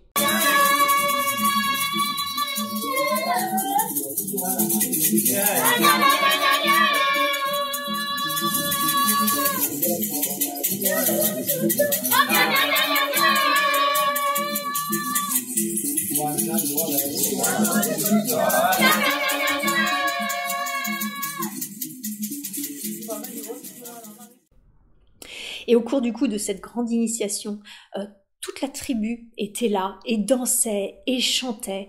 Et moi, je me réveille, donc au début, j'étais un peu déçue, je me dis, tant pis, c'est pas grave, j'aurais eu une très belle initiation par ailleurs par rapport à ce qui s'est passé avant. Mais là, d'un seul coup, je me réveille et je suis en lien, je le sens, je vois une petite pastille, en fait, je vois la seule chose dont je me souviens, c'est que je vois une petite pastille blanche et bleue. Je sais pas ce que c'est, mais je sens une protection comme jamais j'en ai ressenti de ma vie. Vraiment, c'était complètement incroyable, vraiment complètement incroyable. Je ressens vraiment cette protection très très forte. Et quand j'interroge intérieurement de ce que c'est que cette protection, j'entends c'est Marie. J'entends vraiment que c'est Marie. Et là, je vois tout de suite des mains, juste 2 mains, avec des rayons blancs et bleus, comme ça, et je sens qu'en fait ces rayons vont vers la terre en fait, et que je suis sous sa protection. Je sens vraiment que je suis protégée par Marie, complètement protégée. Et ensuite, je sens, donc je viens juste de connecter à ça, et j'ouvre les yeux et je vois Mère universelle avec toute la tribu qui chante, qui danse, et j'entends Mère universelle qui dit « Quel est le bon chemin? C'est le chemin de l'amour inconditionnel. » Et elle chante, elle danse, j'ouvre les yeux, je vois qu'elle porte un t-shirt blanc avec un gros cœur rouge, je vois que sa jupe est une jupe à froufrou rouge avec des cœurs, je vois des cœurs partout, en gros, c'est ce qu'elle porte. Je vois, elle vient de dire cette phrase incroyable, quel est le bon chemin? C'est le chemin de l'amour inconditionnel. Je viens de reconnecter Marie et toute sa protection. Et là, j'ai eu une explosion d'amour, mais véritablement, j'ai senti mon cœur se gonfler, mais véritablement se gonfler d'amour inconditionnel, un amour comme j'en ai jamais ressenti. Je crois même que, je ne sais même pas. Et pourtant, Dieu seul sait que j'aime mon fils. Je ne sais même pas si j'ai jamais ressenti cet amour pour mon fils, si ce n'est peut-être au jour de sa naissance qui a été très particulière pour moi. Mais vraiment, c'est un amour pas humain en fait. C'est un amour comme j'en ai jamais connu. Et je lui ai fait du coup un grand sourire, qu'elle me retourne. Et finalement, moi qui pensais n'avoir rien vécu, juste ces 2 moments-là, cette reconnexion à Marie et cette reconnexion à cet amour inconditionnel, à ce cœur qui s'ouvre et qui explose d'amour, c'était complètement incroyable et ça valait toute cette initiation, toutes ces souffrances, cette fatigue, cette purge, toutes ces difficultés ressenties au cours de cette initiation, de ce rite initiatique, c'était vraiment complètement incroyable. Ça a duré toute la nuit, j'ai vraiment senti cet amour. Au petit matin, ça a été moins drôle, beaucoup moins drôle ensuite, la suite, puisque au petit matin, du coup, j'avais mon frère, un de mes frères, un des bandits qui venait d'être initié ici, et j'entends juste Séverine. Faut savoir que on est drogué à un tel point, et là je dis le mot drogué dans le sens où en fait on est clairement plus dans notre état normal, on peut même pas se lever, hein, on est tellement faible qu'on peut plus se lever, et je suis restée à peu près droguée comme ça, je dirais 2-3 jours facilement, en tout cas à avoir des alus, pas des alus mais des traînées lumineuses, etc. Alors évidemment, hein, 2-3 jours ça va décroissant quoi, mais vraiment le premier jour par exemple pour aller aux toilettes et tout, j'ai été accompagnée quoi, on peut pas du tout y aller seul, on peut pas marcher, d'ailleurs ils nous appellent les bébés parce qu'en fait on est tremblotant en fait, on est sur nos jambes mais on tient pas sur nos pattes quoi.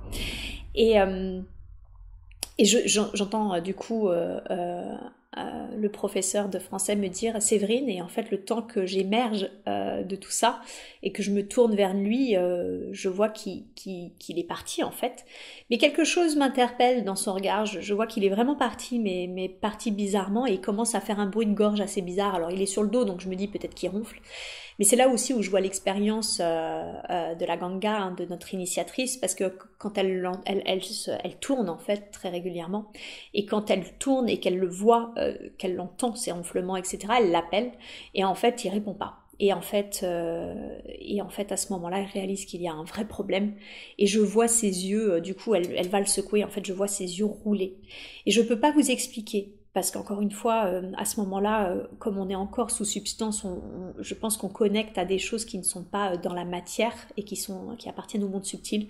Mais je sens qu'il y a une présence, et qu'il y a une présence pas cool en fait, qu'il est en lien avec une présence pas cool, et que cette présence le tire en fait, le retient.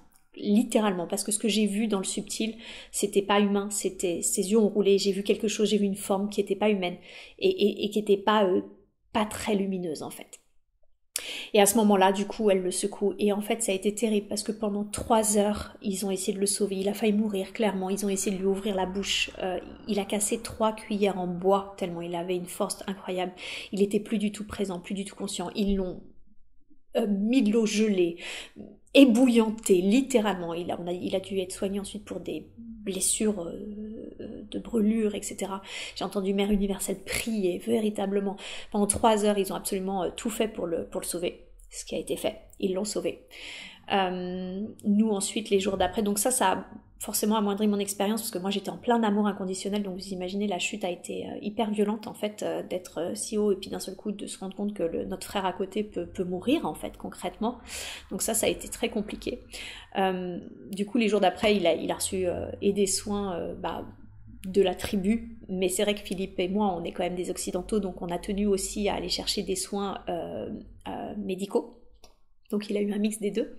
Mais quand je suis repartie, il n'avait pas repris conscience. En fait, il était vivant, mais il ne parlait plus. Il était clairement pas présent. En fait, j'avais l'impression qu'il avait perdu l'esprit. Je ne sais pas comment le dire autrement, mais j'avais l'impression qu'il avait perdu l'esprit. Et de fait, je suis rentrée. Du coup, moi, Philippe ensuite m'a ramenée chez lui, puisque c'était la fin de mon initiation. Le lendemain, je repartais en France. J'avais encore des traînées lumineuses. J'allais mieux, mais j'étais très faible, très fatiguée. J'avais encore des traînées lumineuses. Et puis ensuite, je suis rentrée chez moi. Alors, juste pour donner des nouvelles de cet homme, aujourd'hui, il va bien. 1 mois et demi, 2 mois après, on s'est eu au téléphone. Il a mis très longtemps. Vraiment très très longtemps. Je l'ai eu 3 mois après au téléphone. Il a mis 1 mois et demi à reprendre connaissance. Il n'a aucun souvenir de ce qui s'est passé. La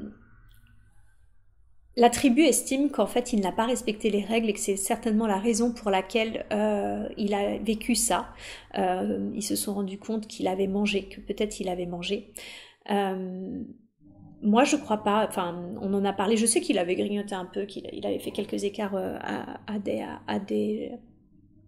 à son jeûne, mais pas la veille en fait, pas la veille de la grande initiation. Et même moi, j'avais pris un peu de lait sucré à un moment pour faire passer le bois sec et ça, voilà, il s'était rien passé. Alors c'est clair et net qu'il faut éviter le sucre et que s'il y a une diète, il y a une vraie raison à cela. C'est clair qu'il y a une vraie raison. Il faut savoir que c'est de la chimie. Il y a un moment dans le corps, mettez plusieurs éléments chimiques et puis ça peut réagir. Donc s'il y a une diète, il y a une raison et c'est important de respecter la diète.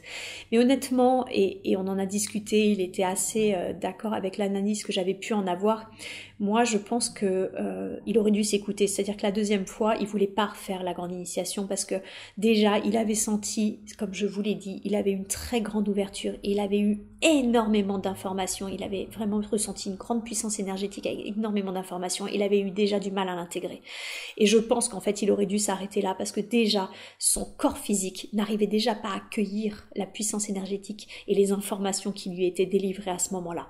Il l'a senti, finalement, il a poussé, il s'est pas écouté. Il a été au bout de cette initiation et je pense que c'était trop. Je pense que tout simplement c'était trop, que son corps physique n'a pas supporté et que potentiellement du coup, il y avait des présences, pas forcément elles très lumineuses, qui ont pu du coup aggraver la situation. Voilà, c'est un peu le recul que j'en ai. Maintenant, c'est pas mon histoire, j'étais pas dans le sens j'ai vécu en direct à côté ce qui s'est passé, j'ai vu ce qui s'est passé après la seconde initiation et ce qui s'est passé après la grande initiation, mais je pourrais pas vous dire que c'est ça ou est-ce que vraiment c'est le fait qu'il ait pas respecté sa diète et à quel point il l'a pas respecté, je ne sais pas. Voilà, je ne sais pas.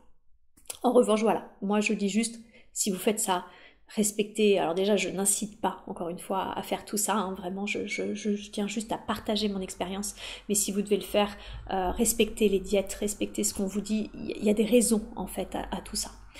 Donc ça c'est une chose. Donc c'est vrai que ça a été un grand ascenseur émotionnel pour moi. Je suis rentrée en France, j'étais fatiguée, la diète continue, hein, la reprise alimentaire se fait pas du jour au lendemain, donc on continue d'être en diète encore pendant 1 semaine, 15 jours, je me souviens plus, mais je crois au moins 1 semaine, ça c'est sûr. Et du coup je rentre en France, alors avec un jour de décalage, que mon vol a été annulé à Libreville, mais je rentre du coup au lieu de rentrer dimanche ou lundi, enfin je rentre lundi ou mardi, je ne sais plus. Et Philippe, le mercredi, m'écrit, il me demande comment je vais. Et du coup, je lui dis, bien, je suis fatiguée forcément, enfin, je suis maigre, je suis fatiguée, l'expérience a été assez remuante. Mais il y a quelque chose que maintenant je sais, c'est que j'intègre très très vite en fait. Et je pense que ça, c'est mon métier. Comme je suis déjà accompagnante et accompagnante en plus dans le transpersonnel, du coup, j'intègre très très vite les éléments. Ce qui n'est pas le cas pour tout. Voilà. Il y a eu une expérience qui m'a mis un peu de temps à être intégrée, mais sinon, d'une manière générale, j'intègre vite. Alors que je sais que l'iboga, c'est puissant et qu'il y a des gens qui ont besoin d'1 mois, 2 mois pour intégrer vraiment l'expérience, quoi. Et il me demande ça, donc je lui dis fatiguée et tout, mais c'est ok, je vais bien, l'expérience a été chouette, ce que j'ai vécu, l'amour inconditionnel, la connexion à Marie, incroyable, d'autant plus que du coup, mon nom d'initié c'était Mère Céleste, Et c'était incroyable parce que si vous avez regardé du coup ma première vidéo sur mon expérience avec la MDMA, Mère Céleste, c'était déjà ce que m'avait dit mon fils. Quand j'ai canalisé mon fils, il m'avait dit mais tu te rappelles plus de qui tu es? Ben moi tu es Mère Céleste. Et je lui ai dit mais toi tu es qui? Il m'a dit bah Père Céleste. Et j'avais cherché sur internet et je voyais juste des trucs en lien avec Marie, la religion chrétienne, et comme je suis pas du tout religieuse, je voyais pas le rapport. Et là Marie, je reconnecte de nouveau Marie et elle me dit tu es Mère Céleste. Donc en fait à ce moment-là, et je reviendrai dessus sur une prochaine vidéo parce que j'ai fait une cérémonie avec un mix de MDMA et de LSD et j'ai reconnecté de nouveau Marie et elle m'a donné encore plus d'informations. Mais à ce moment-là, au moment où elle me dit tu es Mère Céleste, je comprends que d'une certaine façon, je porte en moi ces énergies, les énergies de Marie. C'est pas du tout être l'élu ou quoi que ce soit. Hein. Je veux dire, on est des milliers à porter ces énergies.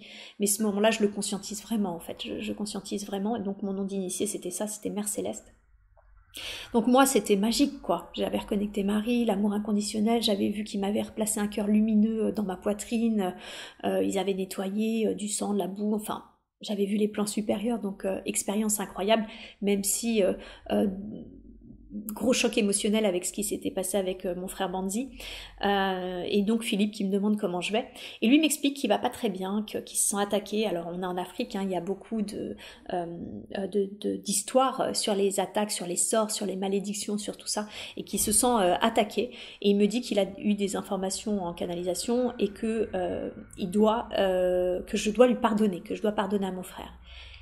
Et là, du coup, je dis à Philippe, mais moi, Philippe, j'ai rien à lui pardonner, en fait, parce que je lui en veux de rien. Je veux dire, je sais pas s'il a, oui ou non, rompu son jeûne ou pas respecté la diète, mais quoi qu'il en soit, c'est son chemin, en fait, c'est son apprentissage, et puis limite, bah, tant mieux, ça sert le mien. Je veux dire, ça sert le mien pour mes prochaines expériences, etc. Donc, moi, je lui en veux pas du tout, mais vraiment pas du tout. Donc Philippe est soulagé d'entendre que moi, j'ai pas de colère, j'ai rien, j'ai pas de regrets, ni rien du tout, quoi, au contraire. Et il me dit que lui, voilà, lui, il est fatigué. Ce que j'avais senti, hein, quand j'étais partie, j'avais vraiment senti sa fatigue, etc. Et en fait, et on ne saura jamais, le samedi, donc ça c'était mercredi, et le samedi suivant, du coup, Mère Universelle m'écrit pour me dire que jeudi, Philippe est décédé seul dans son lit. Et on ne saura jamais. Il y a une enquête qui a été menée, puisque forcément français au Gabon, en lien avec l'histoire de Bouti, une enquête a été menée, ils estimaient que c'était peut-être une crise cardiaque, mais voilà, je ne saurais jamais, que ce serait peut-être le bois aussi, mais bon, j'ai un peu de doute au fait que ça peut être une intoxication au bois à l'iboga. Pourquoi? Bah parce que Philippe, ça faisait des années en fait qu'il était dans cette tribu Bouti et qu'il prenait du bois. Est-ce qu'il a été attaqué? Je ne sais pas. C'est pas forcément mes croyances à moi, et en même temps je sais que ça existe, je sais que c'est vrai. Est-ce que il a eu une crise cardiaque, puisque finalement c'est le rapport qui a été donné? Peut-être, je ne sais pas, vraiment je ne sais pas. Tout ça pour vous dire que c'est pas anodin de faire ce genre de choses. Vous allez vivre les plus belles choses et en même temps, voilà, il y a des choses à respecter. On est dans l'ordre du sacré. Je pense que c'est important de respecter la tribu dans laquelle vous vous retrouvez, leur culture, ce qu'ils vous demandent de faire ou de pas faire. De pas faire ça à la légère aussi. Comme je l'ai dit, moi c'est souvent facilité parce qu'en fait je suis thérapeute en transpersonnel, donc je travaille et donc je sais de l'accompagnement et je suis dans le transpersonnel, donc ça m'aide beaucoup à beaucoup d'intégration et que ça fait 12 ans déjà que je travaille sur moi avant d'avoir touché aux thérapies psychédéliques. Faites les choses, si vous pouvez faire les choses, plutôt je le dirais comme ça, faites-les juste en conscience, ça me semble important. Il n'y a quasiment aucun danger qui a été repéré de surdosage ou quoi que ce soit avec tout ce qui est la MDMA, la LSD ou les champignons, la psilocybine. En revanche, il est vrai que l'iboga c'est peut-être une des seules médecines où il y a des, effectivement potentiellement des morts liées justement à la prise du bois sacré. Voilà, donc faut le savoir, c'est peut-être une des seules substances où il a été repéré qu'il pouvait y avoir eu des morts avec le bois sacré. Pourquoi? Je ne sais pas. Petite anecdote rigolote, on m'a donné On m'a donné, je ne l'ai pas demandé d'ailleurs, je leur ai demandé pourquoi ils avaient fait ça. Je le dis parce que je me dis comme ça si un jour c'est vrai. Alors j'espère que vous n'êtes pas pressés parce que c'est dans très longtemps, mais il m'a été donné et je ne sais pas pourquoi ça m'a été donné. Ça, ils n'ont pas répondu à cette question. Ma date de mort. Je vous avoue que j'ai été très choquée quand ils ont fait ça, de me donner ma date de mort. Ce serait, ils m'ont dit tu es là pour l'amour, donc ce sera un 14 février.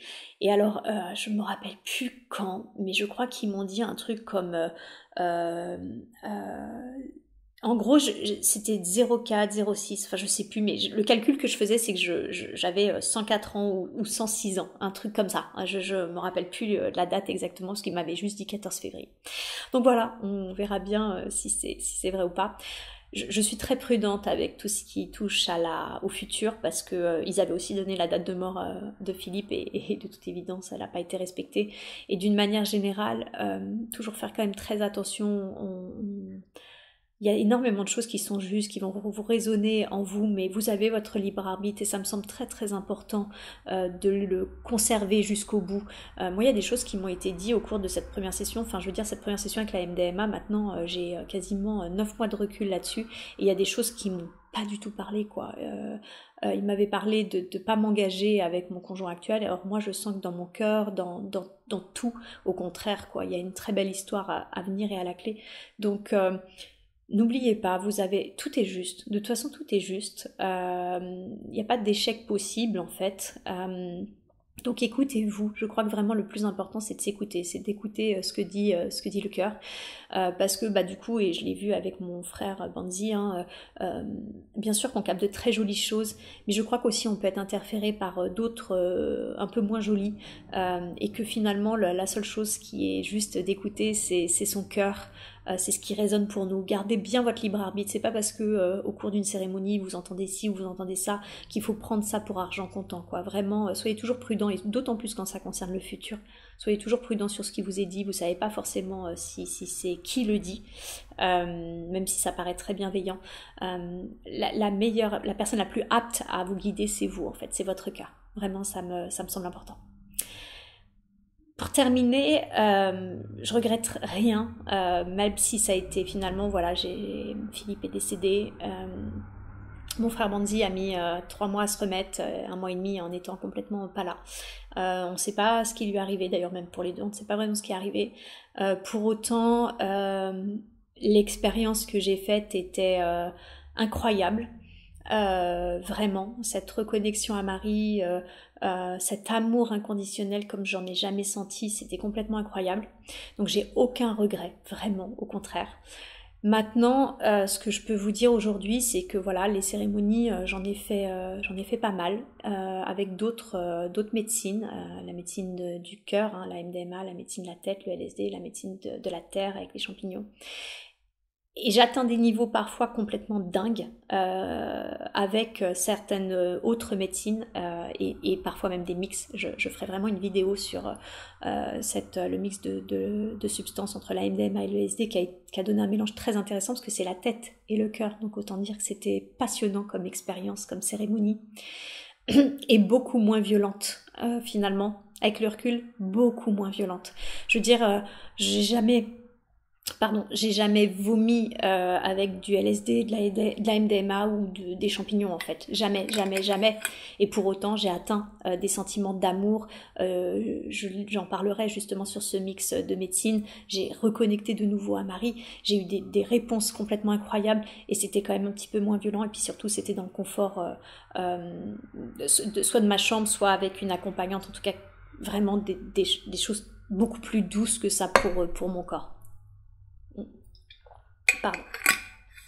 Donc voilà, donc pas de regret, pas du tout. Maintenant, juste, c'est pas forcément nécessaire d'aller pousser ses limites, d'aller pousser ses limites jusque-là. Comprenez que le mot rite initiatique veut dire quelque chose. Et si vous allez faire un rite initiatique, c'est un rite initiatique. Donc c'est pas facile, c'est pas drôle, c'est pas rigolo, et il faut respecter le côté sacré des plantes, des médecines, de la tribu, de la culture du pays, etc., etc. Ça me semble vraiment important. Et il y a des choses qu'on peut faire plus simplement et d'une manière moins violente pour le corps. Voilà, j'en parlerai au cours des prochaines vidéos. Merci beaucoup pour votre attention.